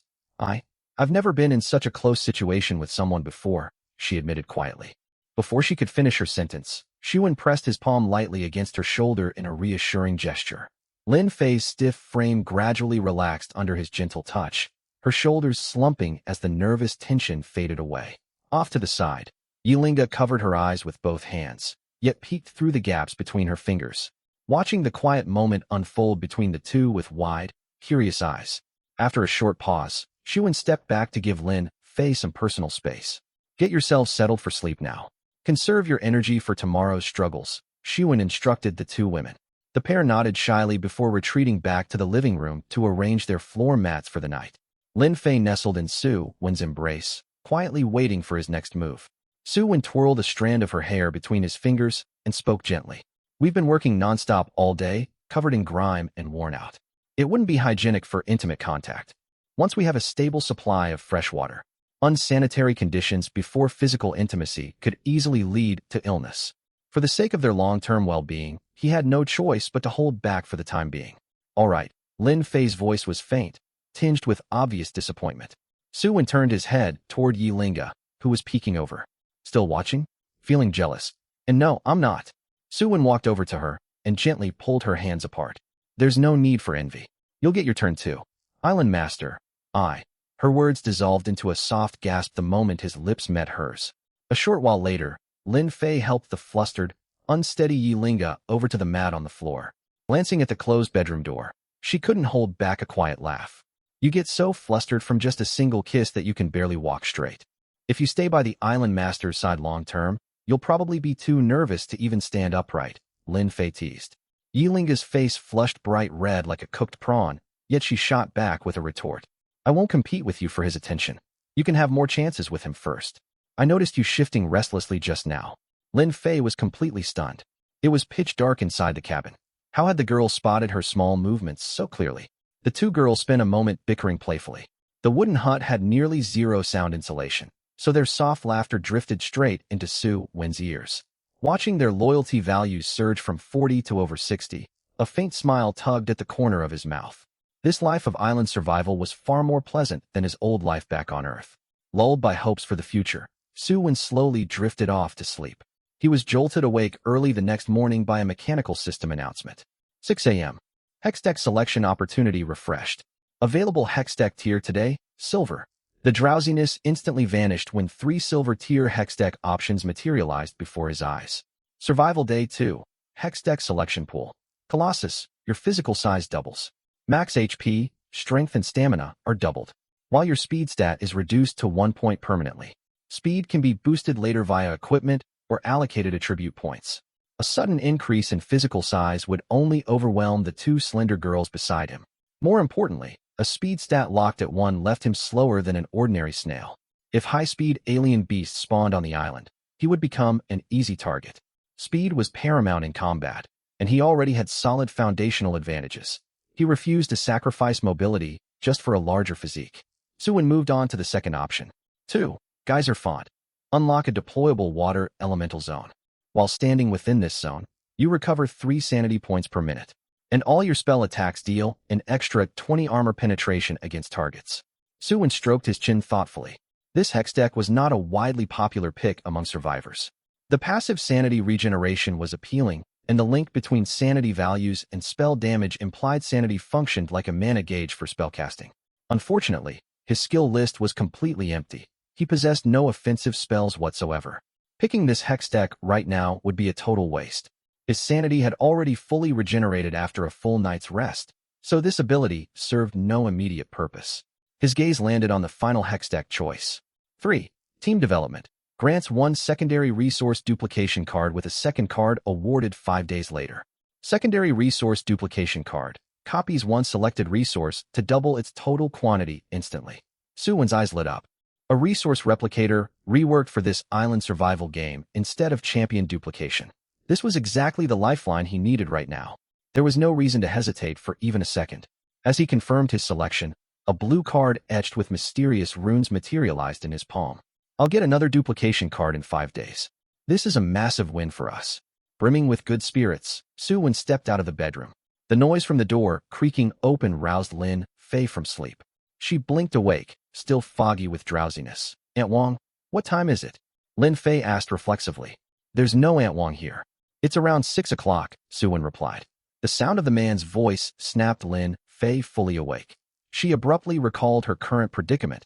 They were stranded on a deserted island. She let out an awkward chuckle. Sorry, Island Master. I mistook you for my family's housekeeper just now. Get up if you're awake. Sunlight seeping through the door cracks already. Got it. Lin Fei pushed herself upright in one motion. The thin cloth covering her body slipped away, leaving her clad only in her undergarments. She stretched lazily, oblivious to her exposed state. As a Class C superhuman, her physical physique was naturally striking. My whole body aches so badly. I wish we could craft proper bedding soon, she mumbled while reaching for fresh clothes. A cool breeze against her skin finally alerted her to her situation. She yelped sharply and scrambled back under the cloth cover, her face burning bright red.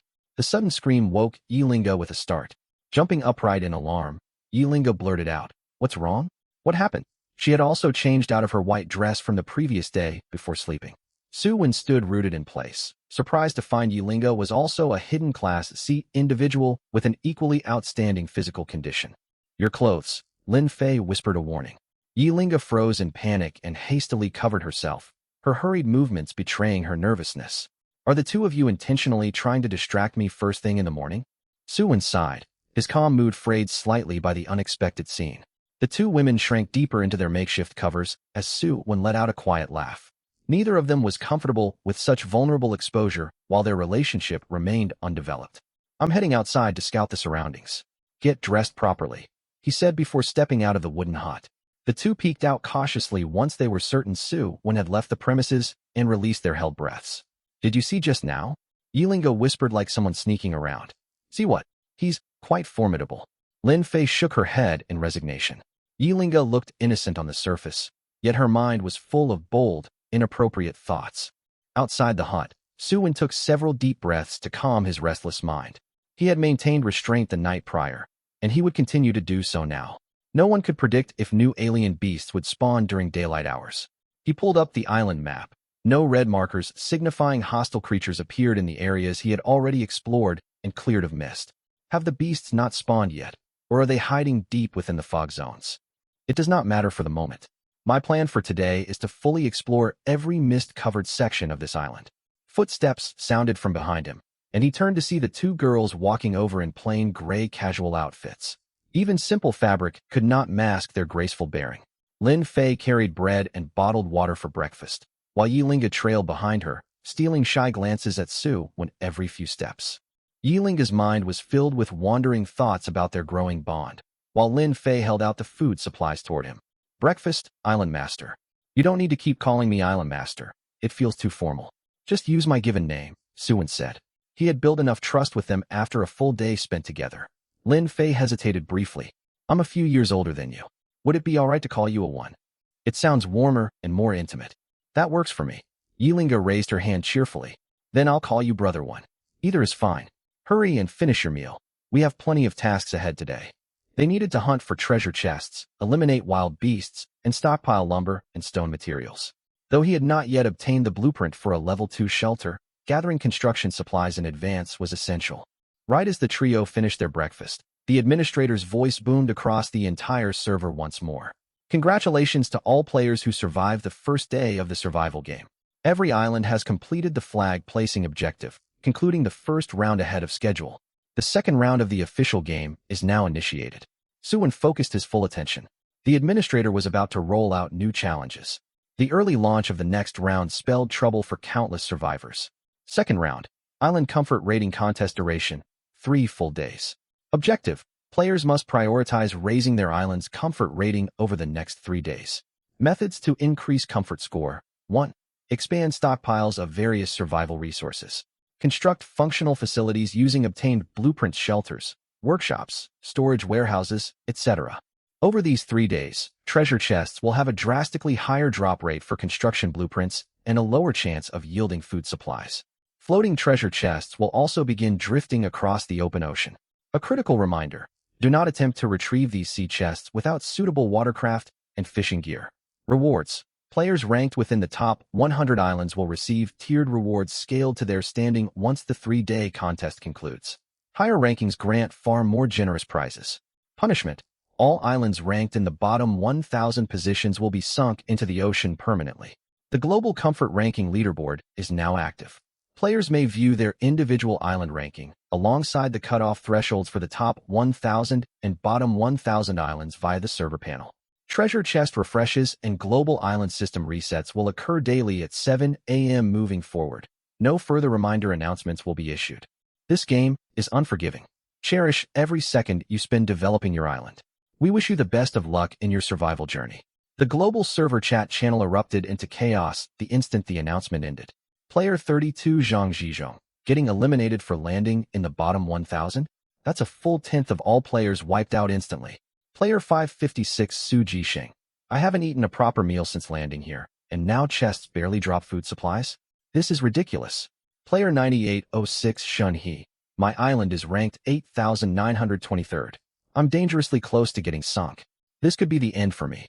Player 87 Zhang Jingjing, I'm ranked dead last in the bottom 10 islands. There's no way I'll survive this round. I just want to go home. Player 4044 Zhang Zhong, it was inevitable. Island 404 holds the top comfort score by a wide margin. Our island number differs by only a few digits, yet the gap in development is enormous. Player 444 Tai Jingwei. I warned everyone not to trade lumber and stone with him. His facility score already sits at 30 points. He must have built a complete shelter already. Player 2353 Lu Yanling. It's not just facility points. His resource stockpile score is over 50. He's pulling ahead of every other island by a massive margin. Player 666 Wang Tong. He only got lucky from those 2 global broadcast rewards. The top spot should rightfully belong to me. The chat feed flooded with thousands of unread messages. Yet Su won and the 2 girls paid them no mind. All 3 were fixated on the comfort ranking leaderboard. Global comfort rankings 1. Island 404, total comfort score, 83. 2. Island 666, total comfort score, 37. Island 33, total comfort score, 32. 4. Island 10,000, total comfort score, 29. 5. Clicking on each island's score pulled up a detailed breakdown of their rating components. Island 404 detailed stats facility score, 30. Resource stockpile score, 53. Total comfort rating, 83. We're first place. Our score is more than double the second place island. Yilinga's eyes crinkled into bright crescents from joy. Lin Fei draped an arm over her shoulder with a warm smile. Your natural luck talent has been a total game changer for us. It's a team win for Brother One and all 3 of us together. Yilinga grinned shyly. Suwon was mildly surprised by their leading position. He originally only aimed to avoid elimination, but their massive lead had him setting his sights firmly on claiming first place outright. The global rewards had given them an irreversible head start, letting them pull further ahead with each passing day. Coupled with his newly acquired resource duplication card, claiming the championship was all but guaranteed. He reopened his island map, which now marked the locations of 2 hostile creatures, both giant-shelled snails. The third beast was presumably hidden within the unexplored mist zones. Suwon walked back into the hut and emerged moments later gripping his compound bow. Let's head out to hunt those beasts. Am I coming along too, Owen? Lin Fei asked. Of course. Staying alone back at the hut would only leave you bored with nothing to do. Whoosh. An arrow sliced through the air and buried itself cleanly into the giant-shelled snail's head. 126 HP wounded. The snail instinctively tried to retreat into its protective shell, but the arrow jammed firmly in the shell's opening to block its movement.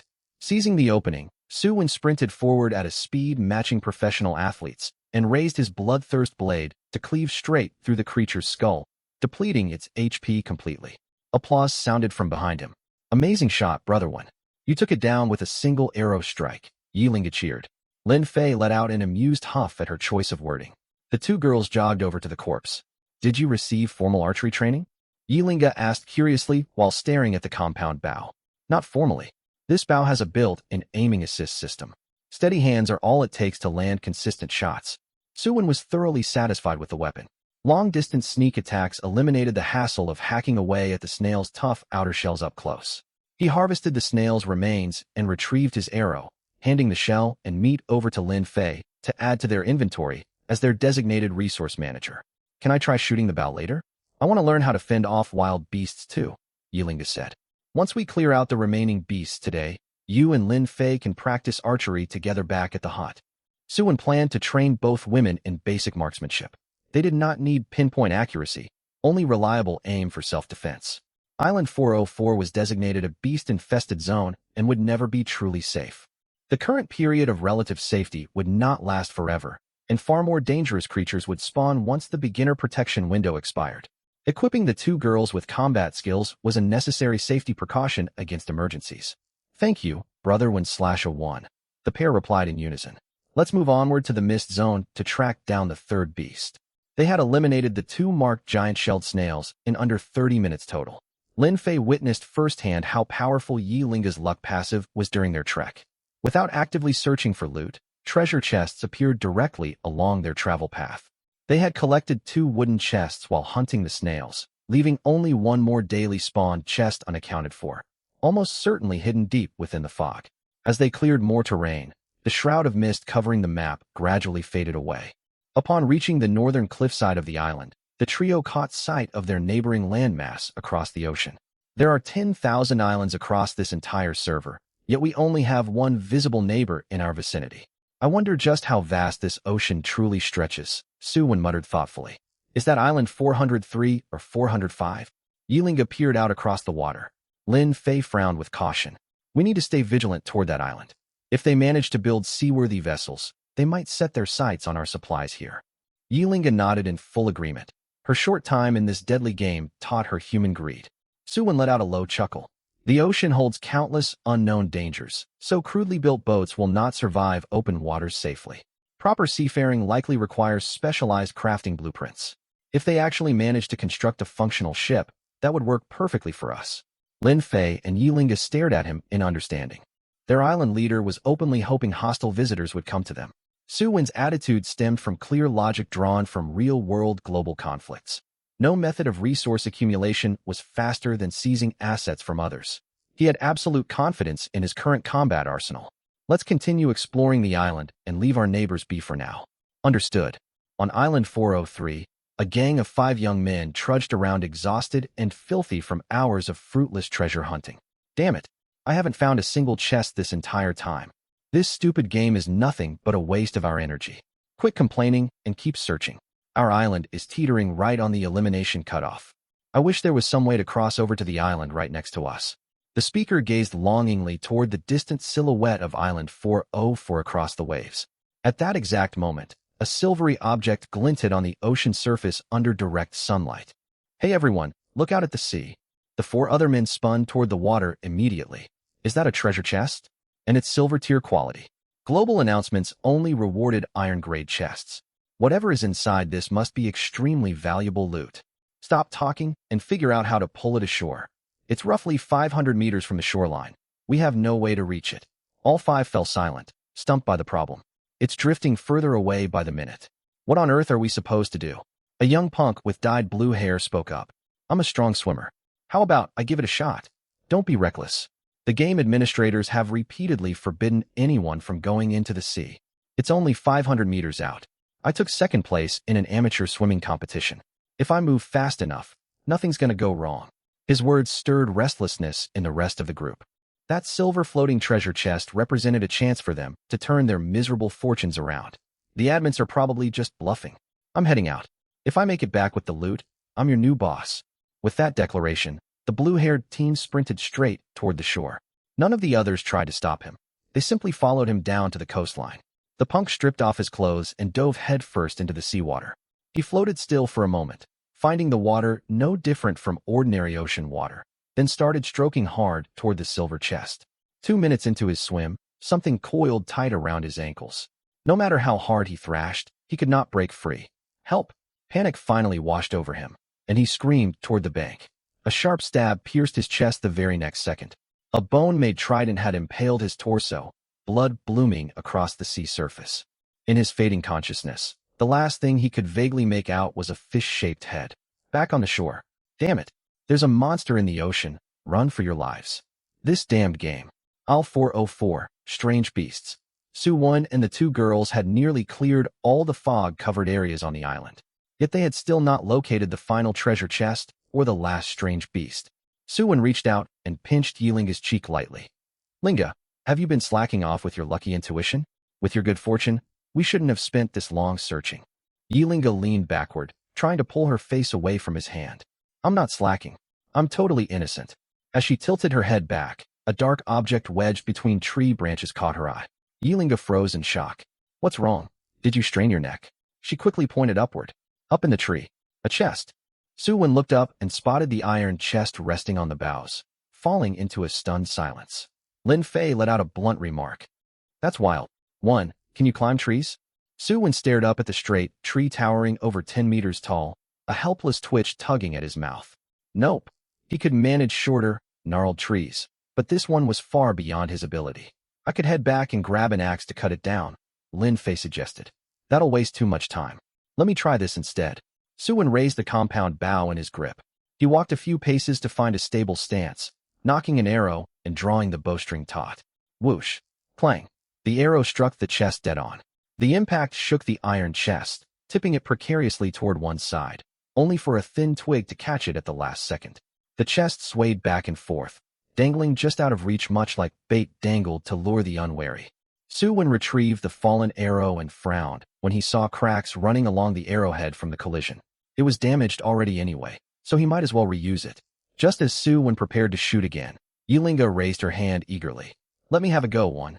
She had watched him shoot earlier and was eager to try the skill for herself. Su-Wen thought it over and handed the compound bow to her. They were only retrieving a chest, not hunting hostile beasts, so a misfire would not draw unwanted danger. It would be fine to let her practice. Yilinga took the bow excitedly, striking a practice stance, though her hands trembled slightly from nervousness. Your upper body strength is a little lacking, and your waist isn't braced firmly enough. Su-Wen stepped close to adjust her posture, steadying her bow wrist with one hand and supporting her waist with the other. The sudden physical contact made Yilinga jolt. Her fingers loosened on the bowstring, and the arrow veered nearly a meter wide of the chest. Both Su-Wen and Yilinga fell quiet. Are you that nervous around me? It's not that. I just get ticklish easily. Yilinga flushed bright red. She had no actual ticklish spots. Close proximity with a boy simply made her heart race uncontrollably. Before Su-Wen could say anything further, loud squawks and the beating of large wings echoed from the distance. Cluck, cluck, cluck. The trio turned to see a rooster the size of a hawk gliding through the woodland canopy. One of its thighs was pierced clean through by the stray arrow Yilinga had fired. All three stared in stunned bewilderment. No one expected the stray shot to hit anything at all. A system notification popped up before their eyes. Strange beast, flying rooster. Rank, low-grade HP. 110 to 150 persistent bleeding from injury sanity, 50. Stats, strength 10, spirit 4, physical resistance 10, speed 15. Skill, peck strike overall combat power, 20. Description, a mutated domestic chicken obsessed with flight. After 2.5 years of relentless practice, it finally took to the skies. Su-Wen let out a helpless sigh at the description's reference. This thing really gave away its weird gimmick. Watch out, it's a new hostile beast. Su-Wen issued a quick warning. The flying rooster had already locked its gaze onto the group. When it spotted Yilinga holding the compound bow, it let out an angry screech. Cluck! It beat its wings and charged straight at her, its sharp beak glowing with a faint sheen as it prepared to attack. Yilinga had encountered numerous strange beasts on the island already. Though anxiety prickled her chest, the bow in her hands bolstered her courage. On instinct, she grabbed a fresh arrow from the quiver slung at Su-Wen's hip. She drew the bow and loosed the arrow in one fluid motion. Whether driven by luck or budding skill, the projectile struck the speeding flying rooster dead on. HP 50. The rooster had a large frame alongside decent physical resistance. A regular wildfowl would have been killed instantly by this shot. The hit spooked the flying rooster badly.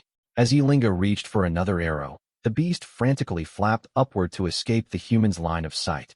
In its panic, it paid no attention to its surroundings above it.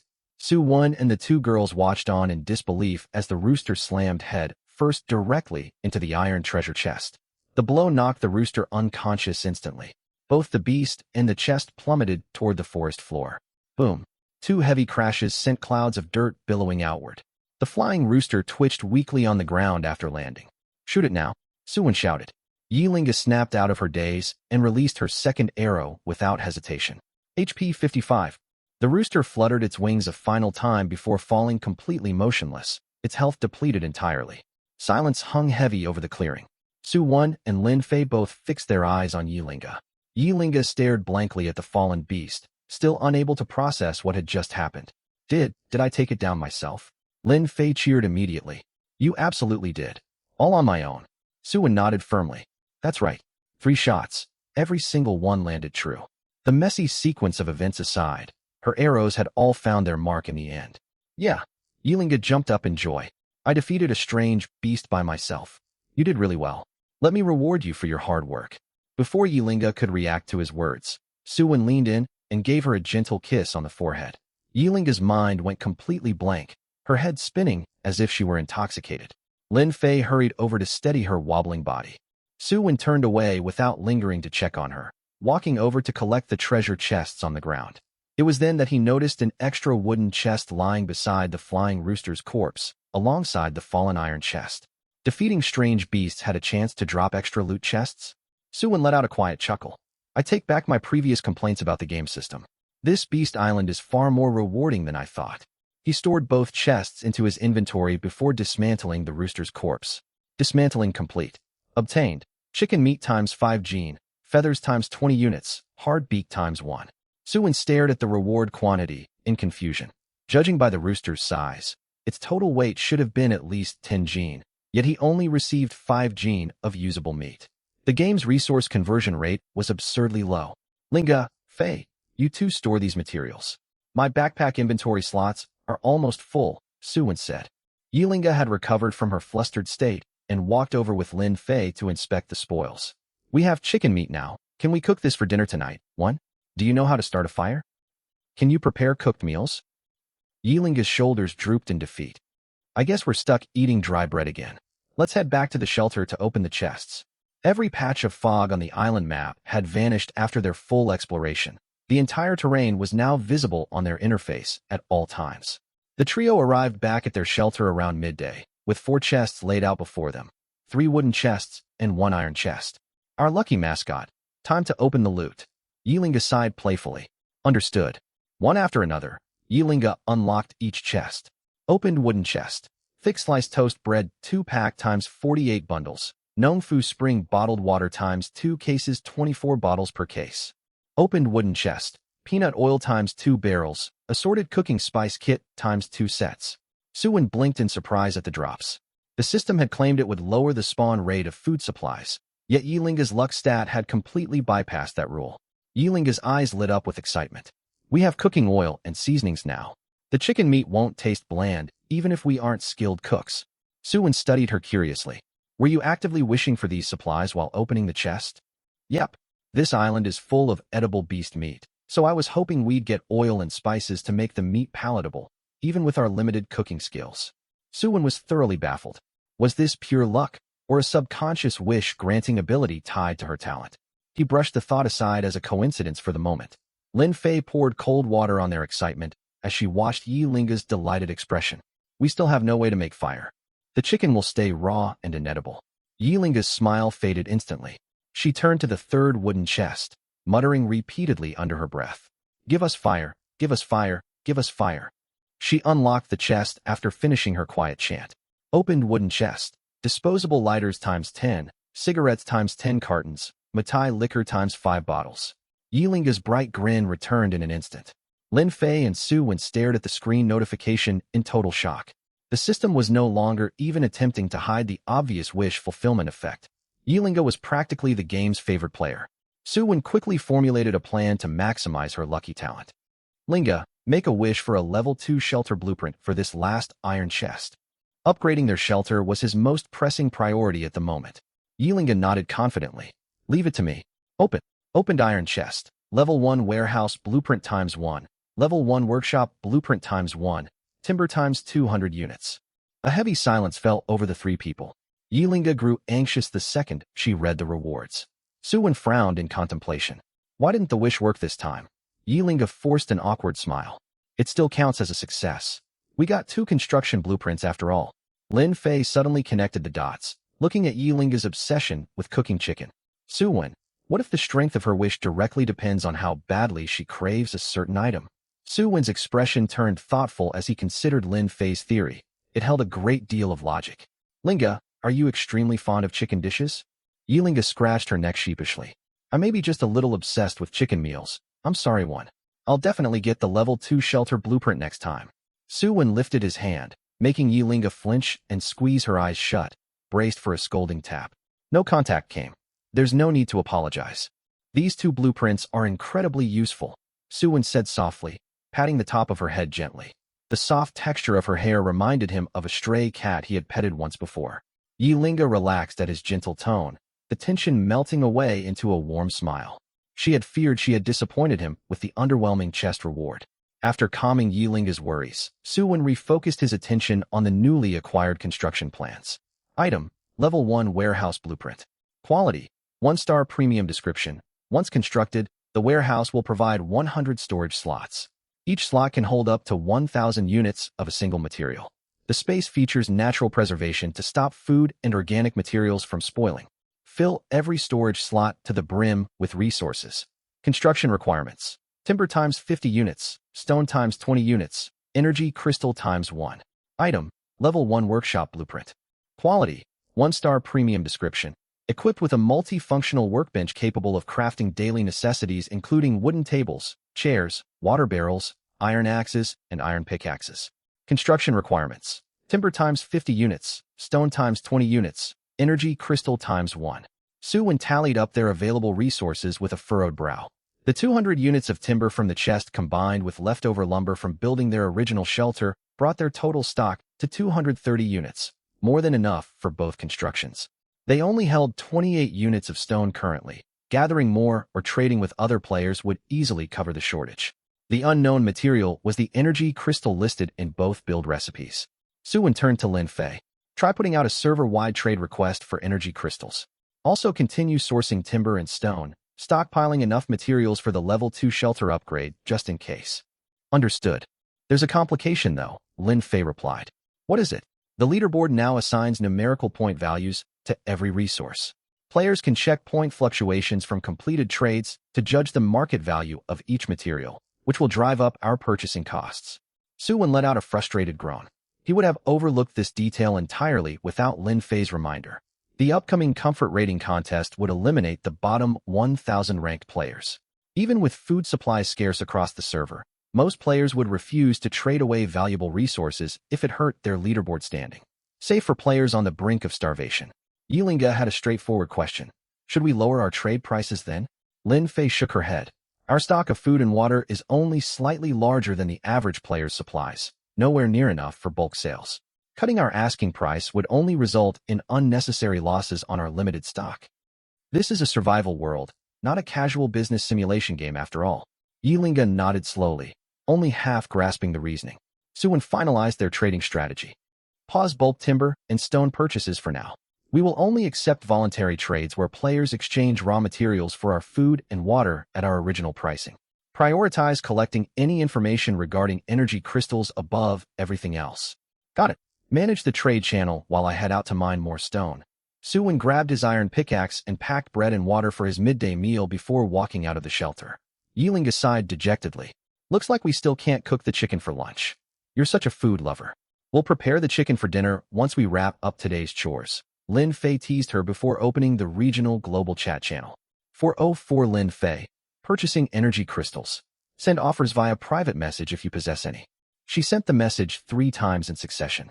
Other players on the server were well aware Lin Fei acted as the designated trader for players on aisle 404. Player 8117 Xianjiang. What even is an energy crystal? Player 89 Zhou Yang. What purpose does this item serve? You have to give us some context first. Player 49 Jing Tian. Haven't you noticed? Aisle 404's resource points just jumped above 100 right now. They must have opened a batch of treasure chests. Player 4399 Yu Guangyi at 404 Lin Fei, do you have a secret method to locate chests? Share the trick with the rest of us. Player 49 Jing Tian. Seriously, none of us have found a single chest so far. Player 666 Wang Tong. See how quiet they get when asked for help? Pure selfishness. Lin Fei's private message inbox quickly flooded with incoming messages. Most were useless requests for free handouts or complaints claiming unfair terms from previous trades demanding compensation. After sorting through messages for 20 minutes, she spotted a viable lead. Player 123 Mu Tiantian. I have energy crystals to trade for food items. Lin Fei immediately sent a friend request. The request was approved instantly, and a message popped up from the other player before Lin Fei could type a reply. 123 Mu Tiantian. Do you only have bread available? Do you have any other edible treats? Lin Fei raised an eyebrow at the message. This player was far more concerned with food quality than most starving survivors on the server.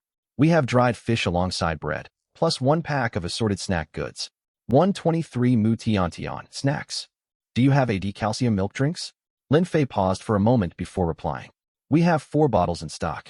123 Mu Tiantian. It's a deal. Lin Fei stared at the trade confirmation in quiet surprise.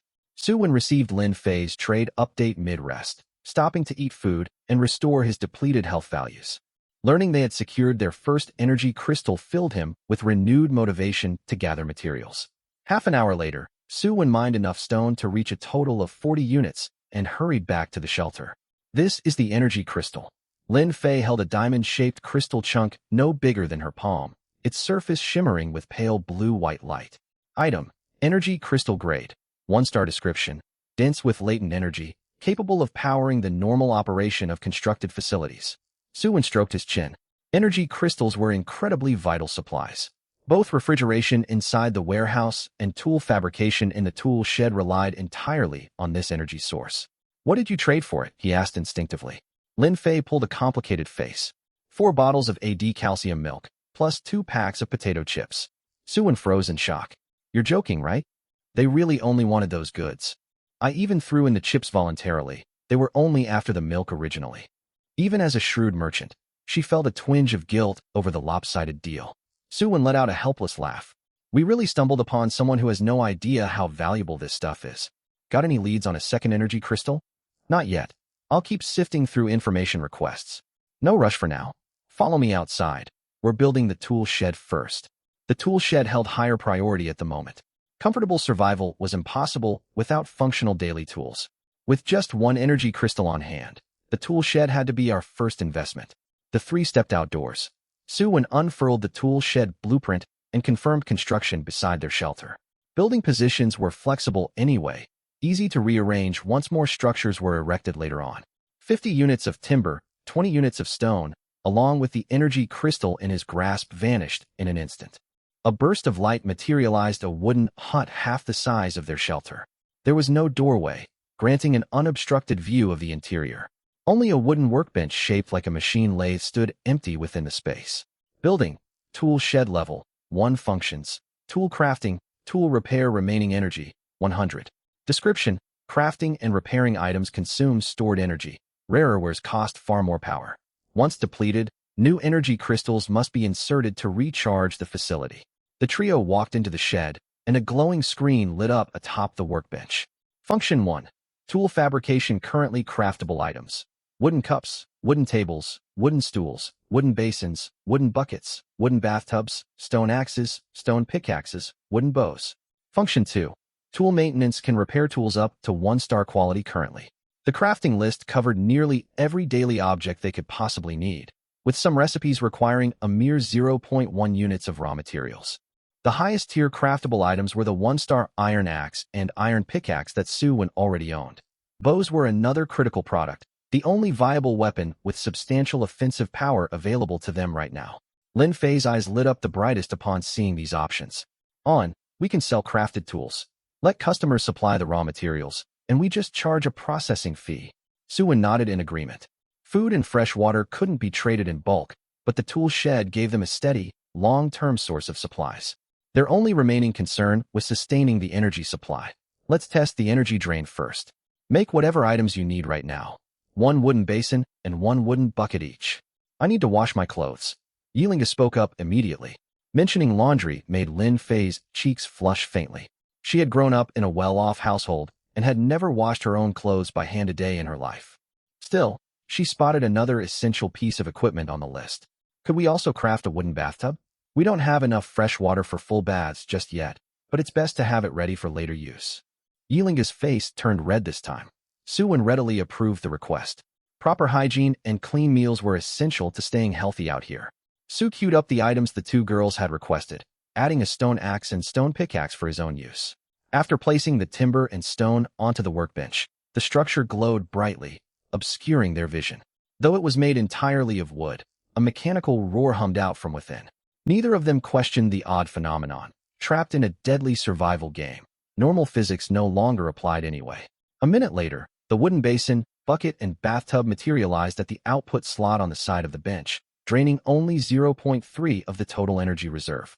5 more minutes passed before the stone pickaxe and axe appeared, raising total energy consumption to 2.3. The power drain is pretty manageable. This custom crafting business is totally feasible, Lin Fei assessed. "Right. Fei, you handle advertising and taking orders in the regional chat. Linga, you manage the actual crafting work. We need to lock in clients fast before other players unlock their own tool sheds." "Got it," the 2 replied in unison. The group split off to tend to their separate tasks. Suwon grabbed his iron pickaxe to gather more stone. Idle time was wasted time in this harsh wilderness. Lin Fei posted an announcement about their new tool shed and custom crafting service in the group chat, while restating her search for energy crystals. Her private messages quickly flooded with incoming inquiries. Only a handful of players placed crafting orders at first. Yilinga took the free moment to head toward the shore, planning to wash her grimy clothes with seawater. Even if salt residue clung to the fabric after drying, It was far better than wearing soiled garments. The only suitable stretch of coastline for collecting seawater sat on the southernmost tip of the island. As Yilinga stood on the beach staring out at the calm ocean surface, the administrator's repeated warnings echoed in her mind, sending a chill down her spine. She'd seen posts in the regional channel about players vanishing instantly the second they stepped into the ocean waves. Stay out of the water, no matter what. She remained extremely cautious even on the shallow shoreline, standing firmly atop small reef rocks without letting any part of her body touch the seawater. Carefully filling her bucket halfway, she hurried back onto dry, safe land. Phew, that was nerve-wracking. I should make a rope to tie onto the bucket next time. She turned to head back and craft rope when a glint of silver caught her eye on the water's surface. Yilinga focused her gaze and spotted a metallic silver crate drifting along the waves. Yilinga's eyes widened sharply. A drift crate. She frantically sent a message to their private group chat. Brother One, Sister Faye, I found a silver drift crate floating out at sea. Suwon replied instantly. I'm heading over right now. Lin Fei responded. I'll wait back at the shelter. Tell me if you need any tools crafted, and I'll bring them over straight away. By the time Suwon reached the coastline, the silver treasure chest hovered roughly 500 or 600 meters offshore, rocking gently atop the waves like an alluring temptation that kept both him and Yilinga fixated. Brother One, it's a silver tier chest. Imagine what great loot must be inside it. No telling for sure, but if we get our hands on it, we'll almost certainly secure first place in the comfort rating competition. Suwon kept a calm exterior while rapidly brainstorming solutions internally. How could they retrieve the crate? The tool shed could craft fishing nets, but a net couldn't reach something 500 meters away. Building an extremely long pole fitted with a scoop net was equally impractical. A simple wooden raft would be ideal, yet the tool shed had no blueprint for constructing floating vessels. He racked his brain for solutions, never once considering swimming out to fetch it himself. The administrator had issued stern warnings against entering the ocean, and no amount of valuable loot was worth facing the unknown dangers lurking beneath the waves. With his hextech system backing him up, steady survival would naturally improve over time with patience. Suwon heaved a defeated sigh. There truly seemed no viable method. Yilinga clasped her hands together pleadingly. Oh ocean, can you hear me? Send a wave to push that drift crate straight to the shore. Suwon let out an amused huff. You don't actually think your words can control the ocean's tea mid-sentence. A small swell surged up behind the crate, shoving it nearly 80 meters closer toward Island 404. Suwon stared blankly. Yilinga burst into delighted cheers. It actually worked. The wave was just too small. Could you send a bigger one, please? As if answering her plea, fresh ripples rolled across the sea near the chest, gradually drawing the silver crate ever nearer to land. Its progress stalled once it was roughly 150 meters from the shore. Alternating currents pushed it forward, then dragged it back, keeping it trapped in a fixed range of 130 to 170 meters from the beach. Yilinga frowned in confusion. What's going on here? Is the island somehow pushing back against the ocean's currents? Suwon had no answers to give. He highly doubted the island or the sea possessed sentient consciousness. Maybe your prayers aren't sincere enough, he joked dryly. Yilinga took a deep breath, her expression turning solemn and devout. She dropped to her knees facing the crate, hands folded tightly with her eyes squeezed shut. I vow to maintain a balanced diet of meat and vegetables for all my days. Please let this treasure drift ashore effortlessly, granting us abundant supplies and comfortable living conditions. Suwon stared on speechlessly, wondering if he ought to kneel and pray alongside her despite how absurd the whole scene felt. Beneath the calm surface of the water, two bizarre sea creatures with fish heads, fish torsos, webbed limbs and bone tridents gripped in their hands lurked directly underneath the silver crate. Their piercing gazes cut through the seawater, locked firmly onto the two people standing on the shore. They sensed these two potential prey would taste far better than the victim they had devoured previously, especially the young woman. Yet after putting on this elaborate show with the floating crate, their intended targets refused to set foot into the water at all. Frustration sparked conflict between the two sea monsters. One wanted to pull the crate farther out to sea to force the humans into desperation, while the other argued moving it closer would lure them into the deadly waters. Their flailing tails churned conflicting waves that sent the crate drifting back and forth across the same stretch of water. Unable to reach an agreement, anger flared between the pair, and they began fighting one another beneath the waves. They held back from striking with their bone tridents out of faint kinship, instead lashing out with fists and thrashing tails. Unaware of their surroundings, The turbulence from their brawl generated large waves that steadily drove the silver treasure chest toward the island shore. Back on land, Suwon watched the crate wash up against a coastal reef in stunned disbelief. Was this really working out purely from her prayer? Was this girl blessed with some sort of special favor from the game itself? With such luck, she could practically breeze through the entire survival challenge with no effort at all. Fearing another tide might drag the chest back out to sea, Suwon leaped across exposed reef stones to reach the crate at once. A system prompt popped up the moment he touched the container. Item: Silver Treasure Chest Grade. 3-star description. Contents range up to 3-star tier resources. Originally designed as a predatory lure meant to claim victims, you have gotten extremely lucky to acquire it safely. 3-star grade. Allure? Suwon stowed the chest into his inventory and snapped his gaze back out toward the open water. 2 unidentified creatures were swimming rapidly toward the shore 100 meters away, cutting through the waves like speeding motorboats. He sprinted back toward dry land without hesitation. The 2 sea monsters leaped onto the exact reef Suwon had stood on just as he cleared the rocky shoreline, revealing their full forms to him and Yilinga, standing around 1.5 meters tall. They bore fish heads and scaled fish bodies paired with webbed limbs, each clutching a crude bone weapon. Suwon's sanity dropped by 5 points. Yilinga's sanity plummeted by 10 points. Monster. Merman grade. Low tier 1-star HP. 60 sanity, 70 strength, 20 spirit, 10 physical resistance, 5 movement speed, 27 skills, none combat rating, 25 description. Primitive sea beasts evolved from ordinary marine life with intelligence comparable to humans. They developed limbs specifically to hunt prey on land, though their movement speed drops sharply once they leave the water. The pair immediately drew their bloodthirst blade and compound bow, falling into defensive stances against the 2 merfolk. Rage flickered across the creatures' fish-like faces mixed with clear hesitation. They appeared eager to attack, yet dared not charge onto the open beach. After a tense standoff lasting several moments, the 2 merfolk finally dove back into the ocean depths. Both Suwon and Yilinga released long breaths of relief. Thank goodness they left. To think fish grew actual arms and legs. They're far scarier than the giant snails and flying chickens we've encountered before, Yilinga said, her features etched with lingering fright. Suwon's expression darkened gravely. These 1-star monsters possessed physical stats vastly superior to ordinary humans. Worse yet, the creature description confirmed they evolved limbs specifically for terrestrial hunting. Their intended hunting ground was this very island. Linga, you need to practice archery consistently from now on. Once the newbie protection period expires, we'll likely face incursions from these merfolk. Yilinga paled noticeably. Does that mean the sea monsters will climb onto the island once the protection shield fades? The odds are extremely high. Her complexion wavered between pale and ashen before she let out a weary sigh. Let's head back. We'll fill Sister Faye in on what happened out here, and finally open this treasure chest.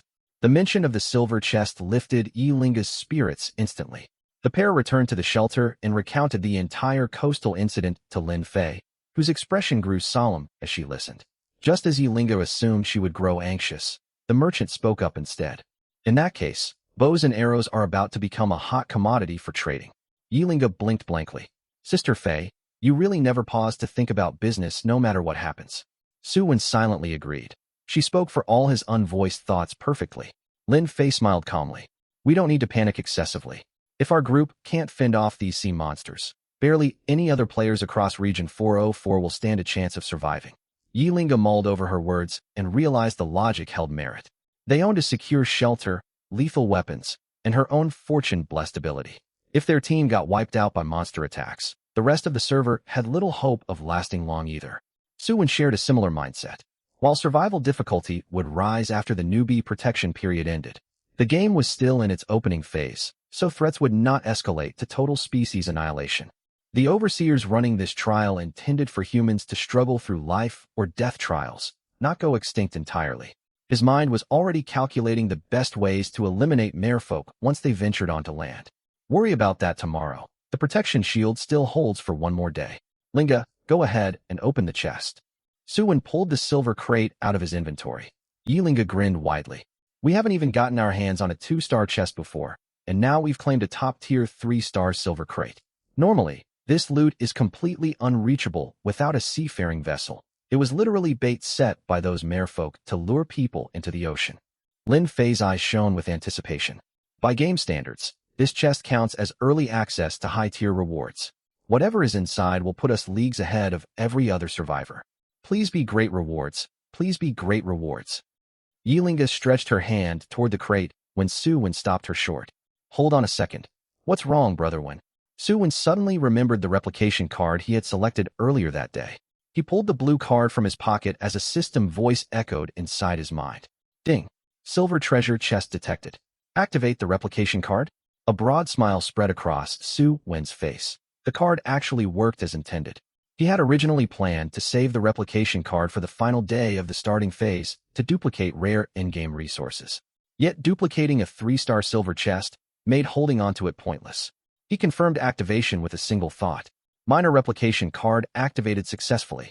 Obtained an additional silver treasure chest times 1 bright light washed over the 3 people, fading to reveal 2 identical silver treasure chests sitting on the ground. Both girls let out shocked exclamations. Brother Wen, what did you just do? Lin Fei stared at Suwon in complete surprise. Suwon smiled faintly. This is a resource replication card. You can consider it a perk granted by my personal ability. Yilinga blurted out immediately. You have an ability too? What does it do? I receive random rewards every single day, similar to a daily sign-in bonus, Suwon replied with a carefully crafted cover story. He could not fully hide the existence of his Hextech system forever. Yet the system itself was an undeniable bug within the survival game's framework. For the time being, he intended to keep its true function concealed behind this reasonable excuse. Lin Fei pressed for more details. Will you be able to obtain more of these replication cards in the future? I should receive another one in 5 days' time. Should we hold on to both chests for now? Lin Fei suggested thoughtfully. Yilinga quickly caught onto the idea. Right? We could duplicate them again with the next card and end up with 4 silver chests total. Suwon appeared visibly conflicted, having weighed this exact option himself. Hoarding the chests to replicate them later would yield greater long-term gains.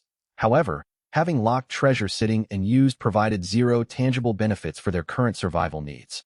Waiting 5 days carried heavy risks. The protection period could end. Or this round of the survival trial might conclude entirely with unknown new challenges taking its place. If an unexpected disaster struck and they perished before opening the chests, all this good fortune would go completely to waste. 5 days is far too long to wait. Let's compromise. We open 1 silver chest right now. What do you two think? Suwon chose not to make a unilateral decision, unsettled by the trade-offs either choice presented. The 2 women understood his reasoning after a moment of consideration and voiced their unanimous approval. That's the safer call. If the contents contain critical supplies, delaying 5 days would set back our development severely. Lin Fei chose to back Suwon's judgment without hesitation. Yilinga reached for the chest eagerly. Then I'll crack this one open now. Open it. After reaching a consensus, Suwon set aside his hesitation. Maybe a better treasure chest would spawn in 5 days anyway.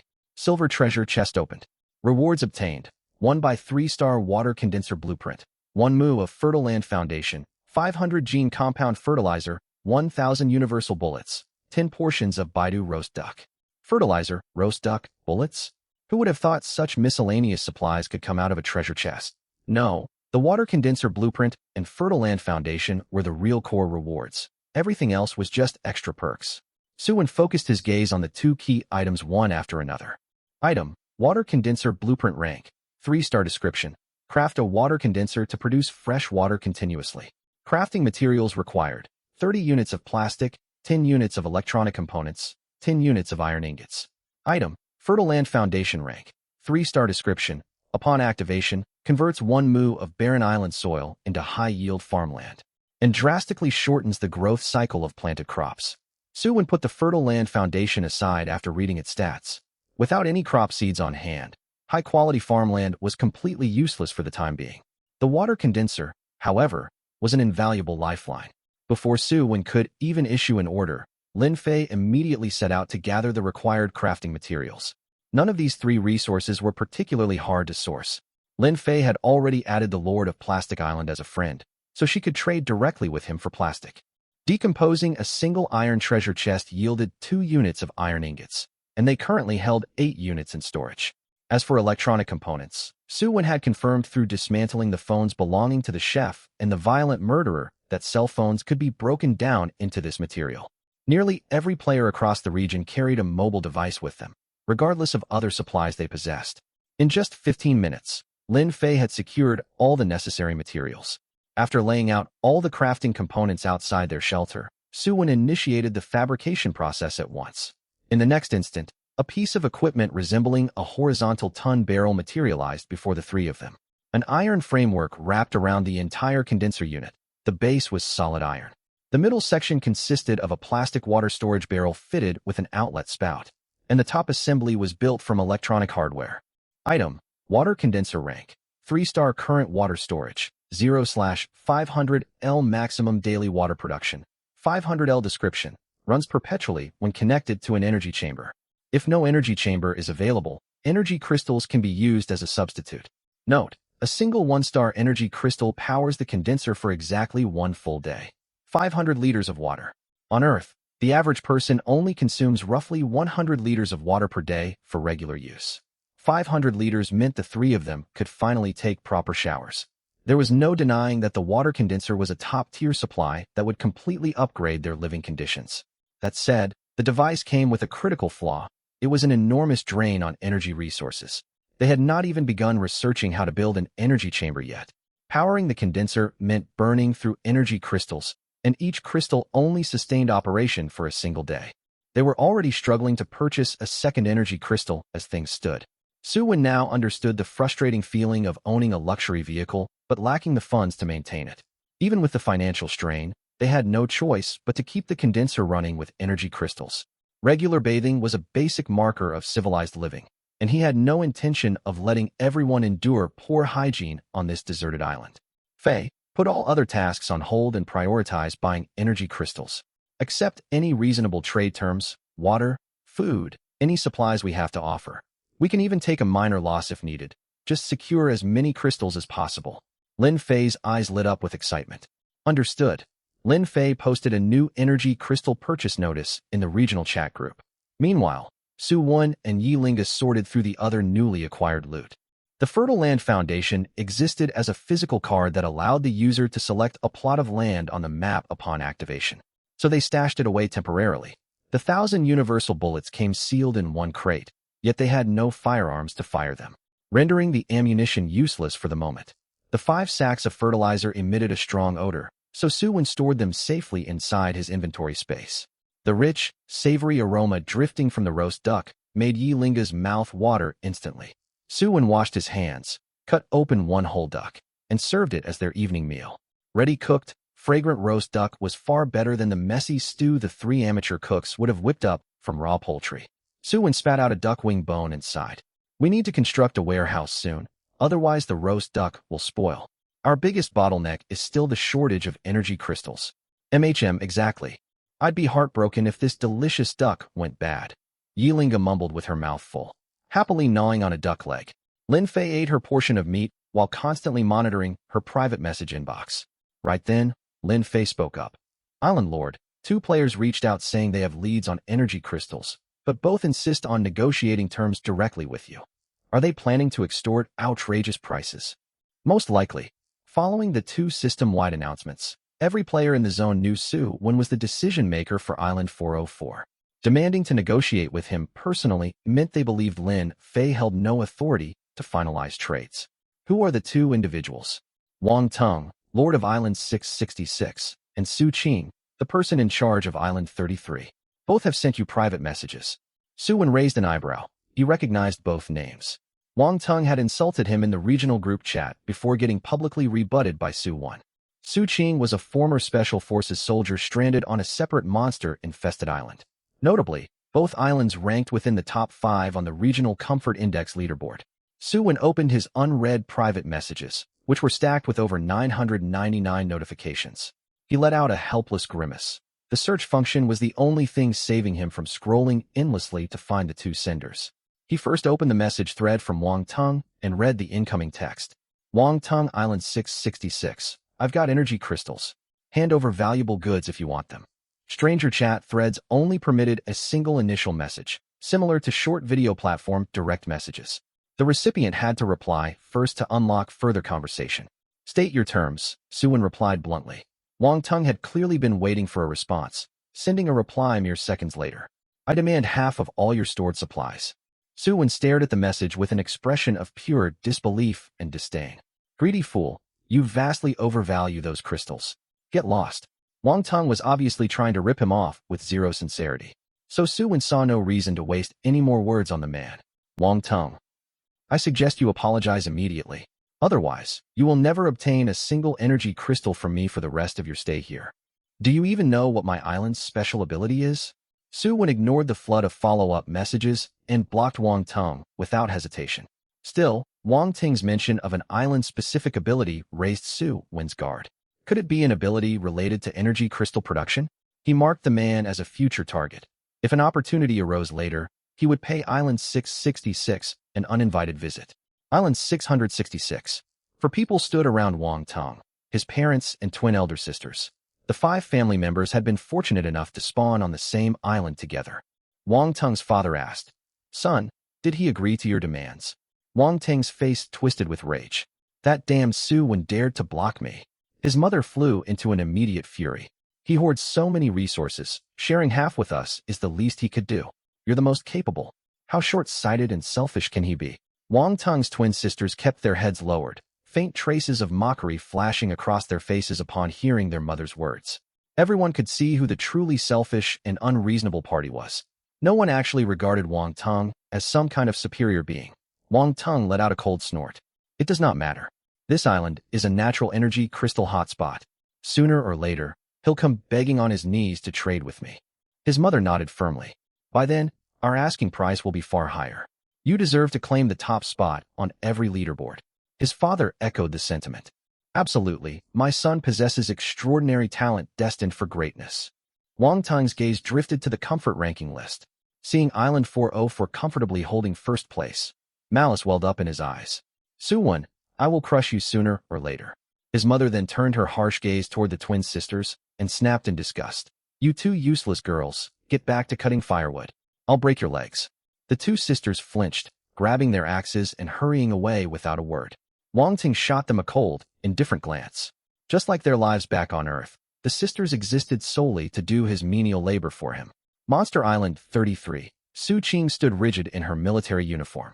Though worn out from constant survival struggles, her posture remained heroic bearing. Captain Su, has he replied yet? Wu Yungang, her former comrade in arms from the military, stood beside her. His gaze.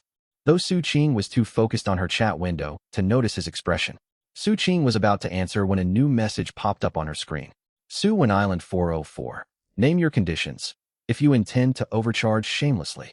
A spark of hope ignited in Su Qing's tired eyes. He'd responded at last. She typed her reply quickly. Mr. Su-wen, I hold 5 energy crystals for information regarding the monsters on your island. Island 404. Su-wen stared at Su Qing's message in quiet surprise. 1 crystal in exchange for a simple piece of information? He quickly caught on to her true intent. By mentioning her stock of 5 crystals up front, Su Qing hoped to entice more valuable assets. After a moment of thought, Su-wen pieced together her motive. What she truly needed was firearms, weapons powerful enough to slay the island monsters. Deal. We can finalize the trade now. Su Qing sent over the energy crystal without signing. Su-wen handed the crystal to Yi Linga to activate, then relayed the requested information to Su Qing. We have encountered 2 monster variants on Island 404 so far. Does your island face the same creatures? Su Qing replied, identical threats. We take down these monsters using composite bows, Su-wen continued. After he sent the message, Su Qing's chat status, before her next reply appeared. Mr. Su-wen, would you be open to renting out your composite bow? I can pay 2 energy crystals from our island territory. Su-wen was genuinely caught off guard. He had assumed she would try to purchase the bow outright, not request a rental arrangement. Selling the composite bow was completely out of the question. Once the initial safe period expired, island threats, and Yi Linga relied on the bow for self-defense and combat support. Renting the bow in exchange for 2 energy crystals would be an extremely profitable deal for him. However, the island trading system. There would be no enforceable guarantee that she would return the equipment afterward. Su Qing had obviously realized this flaw as well, sending another message immediately afterward. I give my word as a soldier, as collateral. Su-wen's expression turned thoughtful. He held genuine respect for military personnel who always rush. In the real world, he would never hesitate to offer supplies. This twisted survival game, however, amplified humanity's darkest instincts. Su Wen's natural wariness had multiplied 100-fold. Moreover, 2 energy crystals only powered the condenser for 2 days. If she chose to steal the bow as losses, I'm sorry, but I cannot trust this arrangement. I will not trade away my composite bow, Su Wen replied honestly. If you have other supplies to offer in exchange for alternative aid, I can provide additional resources on my end. We have no need for daily living supplies right now, without proper firepower. I am also willing to hand over half of all resources to borrow the composite bow temporarily. If face-to-face meetings were possible, the deal would be incredibly worthwhile. Given the isolation, this promise was nothing more than an unenforceable pledge. Su Wen had already drafted a rejection message, but his finger hovered over the send button when a new thought occurred to him. As a former Special Forces soldier, shouldn't Su Qing have carried a firearm on her person? Military personnel. Had she only engaged the monsters in hand-to-hand combat this entire time? Su Wen deleted his drafted refusal and rewrote his message. If you were on active military training, do you know any other military personnel who brought working guns with them? He had a full 1,000 universal bullets stored away. If Su Qing could source a functional firearm for him, renting would become a reasonable trade-off. I do carry firearms, but my service weapons were not loaded with live ammunition during training drills. Su Wen smacked his own forehead at his oversight. It was standard military protocol to separate training activities. How many firearms do you possess? Su Qing replied cautiously. Why are you asking about my weapons inventory? This information is critical. Please tell me immediately. 2 Type 191 assault rifles and 2 Type 92 pistols. Joy flared in Su Wen's eyes. If she only had a single gun available, he would have needed to negotiate. With spare firearms, he could openly mention his stockpile of bullets. Trade me 1 assault rifle and 1 pistol, and I will supply you with universal ammunition. Su Qing sent an astonished reply. Mr. Su Wen, you actually have bullets in your possession? I obtained them from opening treasure chests. Could I purchase ammunition directly using energy crystals? Firearms must be transferred to me first as part of the trade. Monster Island 33. Su Qing's face was a mix of excitement and hesitation upon reading the message. Wu Yungang urged her relentlessly. Captain Su, accept the deal right away.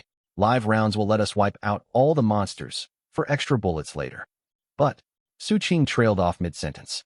She instinctively remembered civilian firearm possession, yet they were no longer bound by Earth's laws. She sighed inwardly and agreed to Su Wen's trade proposal. Very well. How many bullets do you have in total? How much ammunition can I receive? All my remaining energy crystals. Su Wen replied. I only have 150 bullets total, and I can spare at most half of that stock. Could you increase the quantity slightly? After a brief back-and-forth negotiation, the two sides finalized the trade. Su Qing handed over 1 assault rifle, 1 pistol, for energy crystals. The ammunition automatically adjusted to match the chamber specifications of both guns once loaded into magazines. Su Qing and Wu Yungang each took 1 firearm, preparing to venture out to eliminate the island monsters. At that moment, 3 other survivors living on their island spoke up from a nearby resting area. You two are heading out to fight the monsters? Su Qing nodded in confirmation. A middle-aged woman in her 40s shouted anxiously. That's far too reckless. Those monsters are terrifying. You cannot leave the rest of us defenseless. A second survivor chimed in agreement. Exactly. One of you needs to stay behind to guard our group. Su Qing fell silent, worn thin from 2 days of dealing with her cowardly island companions. The giant shell snails, yet these fully grown adults. Wu Yungang was about to argue on Su Qing's behalf, but she held him back with a gesture. You stay here to guard the others. I can handle the monster extermination alone. Wu Yungang grew anxious. Captain Su, the flying rooster moves at extremely high speeds. Going alone puts you in unnecessary danger. You are familiar with my marksmanship skills. Trust me, I will be fine. Very well. Su Qing checked over her equipment thoroughly before marching deep into the island wilderness. Wu Yungang shot a sharp glare toward the 3 sheltered survivors. What are you staring at? You are military personnel, your inherent responsibility. Precisely right. A violent look flashed across Wu Yunggang's eyes. These 3 useless individuals, wasting precious island resources. Just wait until I win Su Qing over. These 3 will pay for their laziness soon enough. Island 404. Once the trade concluded, Su Wen called out toward the exterior of the shelter. Linga, how is the water condenser performing? The condensation rate is steady. We should collect more than 200 liters of fresh water before sunset. All that energy crystal investment was well worth it. We can finally take proper showers tonight. Warm smiles spread across the two women's faces at the news of a long-awaited hot wash.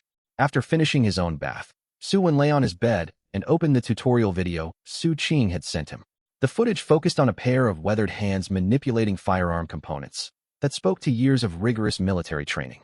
Follow these steps to load ammunition correctly. Process. Toward the end of the video, Su Qing aimed. The plastic container shattered completely on impact. Su Qing added a final line before the video cut off, seemingly suspecting Suwon held more bullets. Practice your shooting. The recording ended with that final piece of advice, the tutorial thorough and patient throughout its runtime.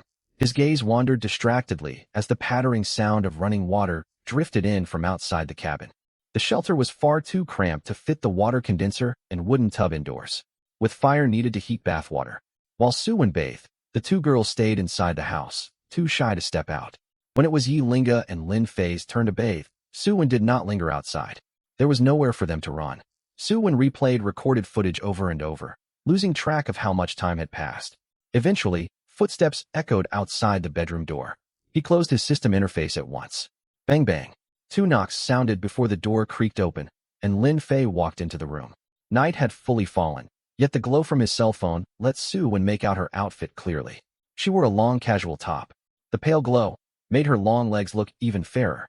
Suwon let out a soft chuckle. I thought Linga would come in together with you. She's just far too reserved. The room was shrouded in darkness, hiding the faint blush. Truth be told, she was equally bashful. Lin Fei sat down beside him. Neither Linga nor I have ever dated anyone before. We're both pretty inexperienced. Suwon suddenly recalled the words of advice Su Qing had shared with him once. Keep spending time with familiarity. Lin Fei's face burned hotter at those words, which reminded her of an item she had chanced upon earlier. Hey one, look what I managed to get in a random trade today. Suwon focused his eyes on the object she held out. Wait a minute, an umbrella? How could something this useful? She truly was an invaluable partner to have around. All right, Fei. It's getting late. We ought to rest now. The playful tone in his address carried no trace of formal respect whatsoever. Out in the living area, Yi Linga tossed and turned on her makeshift mat, unable to fall asleep. The cabin had terrible sound insulation. She tried her hardest to drift off, yet every soft noise from the bedroom kept jolting her mind wide awake. Hex selection refreshed. Available hex tier for today, silver grade. Suwon was woken up at the usual hour in the usual spot once more. This time, his arm had gone numb. She was clearly worn out. Romantic thoughts were the last thing on his mind right now. All his attention locked onto the newly unlocked hex option. Survival Day 3 available hex choices. Refreshing loot rolls. Grants 10 loot refresh attempts. You may re-roll the reward pool for new items. With Yi Linga acting as his good luck charm, treasure chests almost always drop top-tier supplies.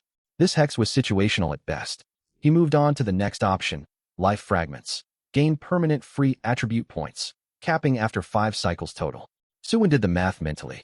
If the points accumulated as 1, 2, 3, 4, 5 across 5 full cycles, that would add up to 15 free attribute points in total. It sounded decent on paper, but there was no telling how many grueling days those 5 survival cycles would span. The payoff was far too delayed to be practical. Embrace I. As the Island Lord, sharing gentle physical comfort with island residents grants both parties plus 7 resistance points.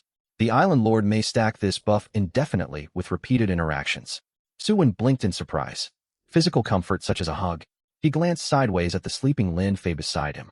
If that was all it required, this hex was absolutely a top-tier combat buff.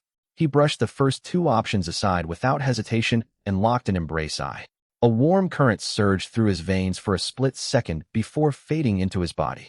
Suwon pulled up his personal status panel to check the changes. Nickname, Suwon. Title, the first Island Lord. Innate talent, none HP, 130 sanity, 100 strength, 28 spirit, 7 resistance, 14 speed, 9 skills, none equipped gear, bloodthirst blade. Overall combat rating, 22. A brute who relies solely on raw physical strength. Constant logging and stone quarry work over the past 2 days had pushed his strength up by 1 extra point, and his resistance stat had indeed risen by 7 points thanks to the hex. His overall combat score had climbed to 22, only 3 points weaker than the fishman abomination he had encountered the previous day. One detail caught his eye though. The assault rifle and handgun sat inside his inventory slots, but did not display under equipped items. Were only star-rated pieces of gear visible on the status screen? Firearms were hardly low-grade equipment by any standard. The destructive power of these two firearms far outmatched swinging his bloodthirst blade recklessly. He wondered if the system excluded them because they had not been looted from treasure chests originally. He set the question aside for the moment, unconcerned over the minor discrepancy. Thinking about the stacking buff from Embrace Eye, Suwon slipped on his shorts and walked out of the bedroom.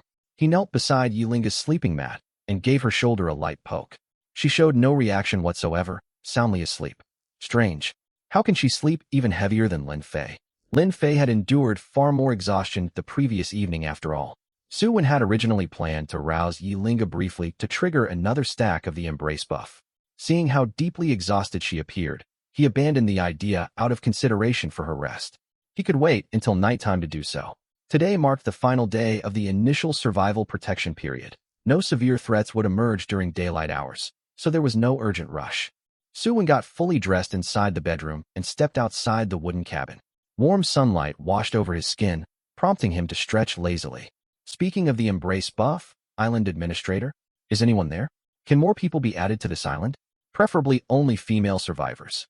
He held no desire for hostile confrontations with other male players. The deserted island remained deathly silent, no response coming from the system whatsoever. The third day of survival passed extremely quietly for Island 404. The only moment of excitement came from Test firing real firearms. Much like the composite bow, guns were intuitive to learn and operate. Yilinga held little enthusiasm for firearms. She fired a handful of rounds just for the novelty of the experience before setting the gun down, complaining about its harsh recoil. Composite bows remained her preference, as she found drawing a bow far cooler aesthetically. Suwon handed the pistol to Lin Fei, giving her a reliable means of self-defense for close-range emergencies. As for himself, he took the assault rifle, fired a full magazine to get accustomed to its handling, then headed out to hunt wild abominations. He had no need to master sharpshooting techniques, not with over 800 rounds of ammunition in stock.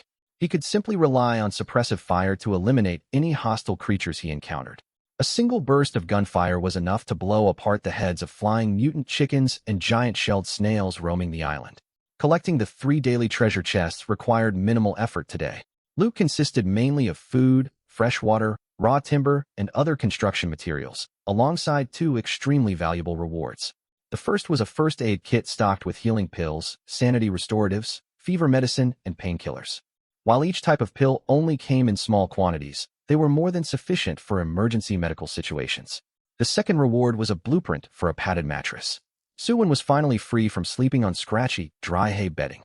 Unfortunately, the blueprint was single-use and could only craft 1 mattress total. Lin Fei exchanged the required materials to build the mattress, while Yilinga sorted all newly gathered supplies and stored them inside the newly unlocked warehouse facility. Constructing the warehouse had cost 1 energy crystal. The shelter, tool shed, and warehouse were arranged in a courtyard-style layout across the island grounds. Suwon also activated the Fertile Land Foundation blueprint on an acre of soil 30 meters behind the warehouse, though the plot of land was nothing more than empty terrain for the time being. With all critical daily tasks finished, Suwon checked Island 404's comfort rating statistics. Island 404, Deserted Island Stats Facility Points, 220 Resource Points, 261 Total Comfort Score, 481. The second place island only had a mere 107 total points. His lead was staggeringly massive. Even if he did absolutely nothing for the entire following day, first place was guaranteed without a shadow of a doubt. The regional global chat channel had been buzzing with non-stop discussions about this gap for over 10 hours straight. Hundreds of players had tagged Island 404 repeatedly, desperate to figure out what advantages the trio possessed. Suwon paid all these messages no mind. Each major building, the shelter, tool shed, warehouse, and farmland plot, contributed 30 facility points apiece, with the 3-star water condenser alone accounting for a full 100 points. Resource points had ballooned primarily from their abundant freshwater reserves. A single energy crystal powered the condenser to produce 500 liters of purified water. Even after bathing all 3 of them the previous day, they still held a surplus of at least 250 liters. Their resource score would dip slightly once this stock was depleted, yet they could easily replenish water supplies with more energy crystals whenever needed. With free time on his hands, Suwon made a decisive plan regarding their excess fresh water. Fei, list bulk fresh water for trade with a minimum purchase of 10 liters. We will only accept blueprints and energy crystals as payment. If a blueprint holds high practical value or a player offers a large quantity of crystals, we can trade up to 100 liters of water at once. Water was an infinitely renewable resource as long as they had energy crystals to power the condenser. Blueprints, however, were irreplaceable long-term assets vital to sustained island development. Every new structure, from warehouses to tool workshops, relied entirely on blueprint schematics. Lin Fei left immediately to post the trade offer in the global chat. Other players curious about Island 404's unnatural prosperity finally received their answers the moment Lin Fei's trade message went live. Player 5311 Zhao Liha, 100 liters of fresh water? Is this person even living in the same survival game as the rest of us? Player 978 Yu Cheng, I'm practically begging for water, yet I can't bring myself to argue with this guy. I'm dying of thirst out here. Player 2 Shimin Jiahao, are we truly participating in the same survival challenge? How is the disparity this enormous? Player 217 Tao Sirui, Big Boss, do you need an extra follower to tag along? I genuinely can't survive relying on my own wits alone. Player 8848 Zhang Wei, your username is truly something else, buddy at 2 Shimin Jiahao. Player 666 Wang Tung at 404 Su, when did you craft a seawater desalination device? I have over a dozen energy crystals right here. Trade me the filter for these crystals. Player 444 Tai Jingwei, young man, you hold enough fresh water to save countless stranded survivors. I suggest you hand these reserves over immediately. Once we return to Earth, national authorities will hold you accountable for hoarding vital supplies. At 444 Tai Jingwei, Player 2 Shimin Jiahao, at 8848 Zhang Wei, our usernames are equally ridiculous. Neither of us has room to mock the other. Suwen watched the chat scroll idly while resting. The messages sent by Wang Tung and Tai Jingwei drew a cold smirk from him. Wang Tung was nothing more than a delusional fool with unrealistic fantasies. His arrogant attitude made it clear he would get what he deserved if their paths ever crossed. As for Tai Jingwei, Suwen recalled this individual had repeatedly stirred up drama and targeted him in the public chat previously. The man had likely held a position of authority back on Earth. If they were still in their original world, Suwen would have endured his condescending tone to avoid unnecessary trouble with powerful figures. This was the brutal survival realm now, however. 404 Su 1 at 666 Wang Tung at 444 Tai Jingwei. If I were you too, I'd spend every moment praying that inter-island player encounters never get implemented into this game. If our islands ever connect and we cross paths, I will make sure you two regret every word you've spoken today. 444 Tai Jingwei. Every threat you've issued today will be used as evidence against you once this game concludes. 666 Wang Tung. Damn it. Do you really think I'm scared of you? I'll hunt you down the second we get a chance to meet face to face. Suwen proceeded to fire back with sharp retorts, turning the regional chat channel into his personal stage to dismantle their hostile remarks. Just as Tai Jingwei and Wang Tung were left without any counterarguments, an urgent message suddenly popped up in the feed. 9618 Guyan, help. Some pirates have landed on my island. They're killing everyone on sight the second they step ashore. If anyone has weapons, please come assist us. We're going to die out here. Suwen paused his typing motion upon reading the distress signal. Before he could type out a follow-up question, Guyan's account displayed a permanent deactivation notice. Players soon discovered every single user registered to Island 9618 had been logged out permanently. The pirate attack was unequivocally real. Panic instantly swept through the entire global chat channel. 8848 Zhang Wei. Holy hell, actual pirate NPCs exist in this game? 34 Wei Zhong. It honestly makes sense that maritime pirates would be a hazard in an ocean survival setting. 723 Su Jingxia. Does anyone have intel on these pirates? Are they rogue human players or official game NPC entities? 629 Lu Bing. This is absolutely terrifying. I just want to go home. I'm terrified. A pirate vessel sailed away from the sinking remains of Island 9618. The landmass shuddered violently before vanishing entirely beneath the ocean waves. 5 blood-smeared crew members laughed loudly aboard the ship's deck. Look how terrified those survivors were. Defenseless sheep waiting to be preyed upon. 3 full days into the survival trial, and these people still haven't grasped just how cruel this world truly is. I'd love to raid another island, but our upgraded pirate ship only permits 3 random island incursions per day. We've used up all our allocated attempts for today. The captain, wearing a hat marked with a skull emblem, spoke from the captain's seat. If only we could locate Island 404. A comfort score above 400 means they're living in utter comfort and luxury out there. All other islands have barely any valuable loot to plunder. Captain, make certain the residents of Island 404 stay alive for now. We'll come for their resources soon enough.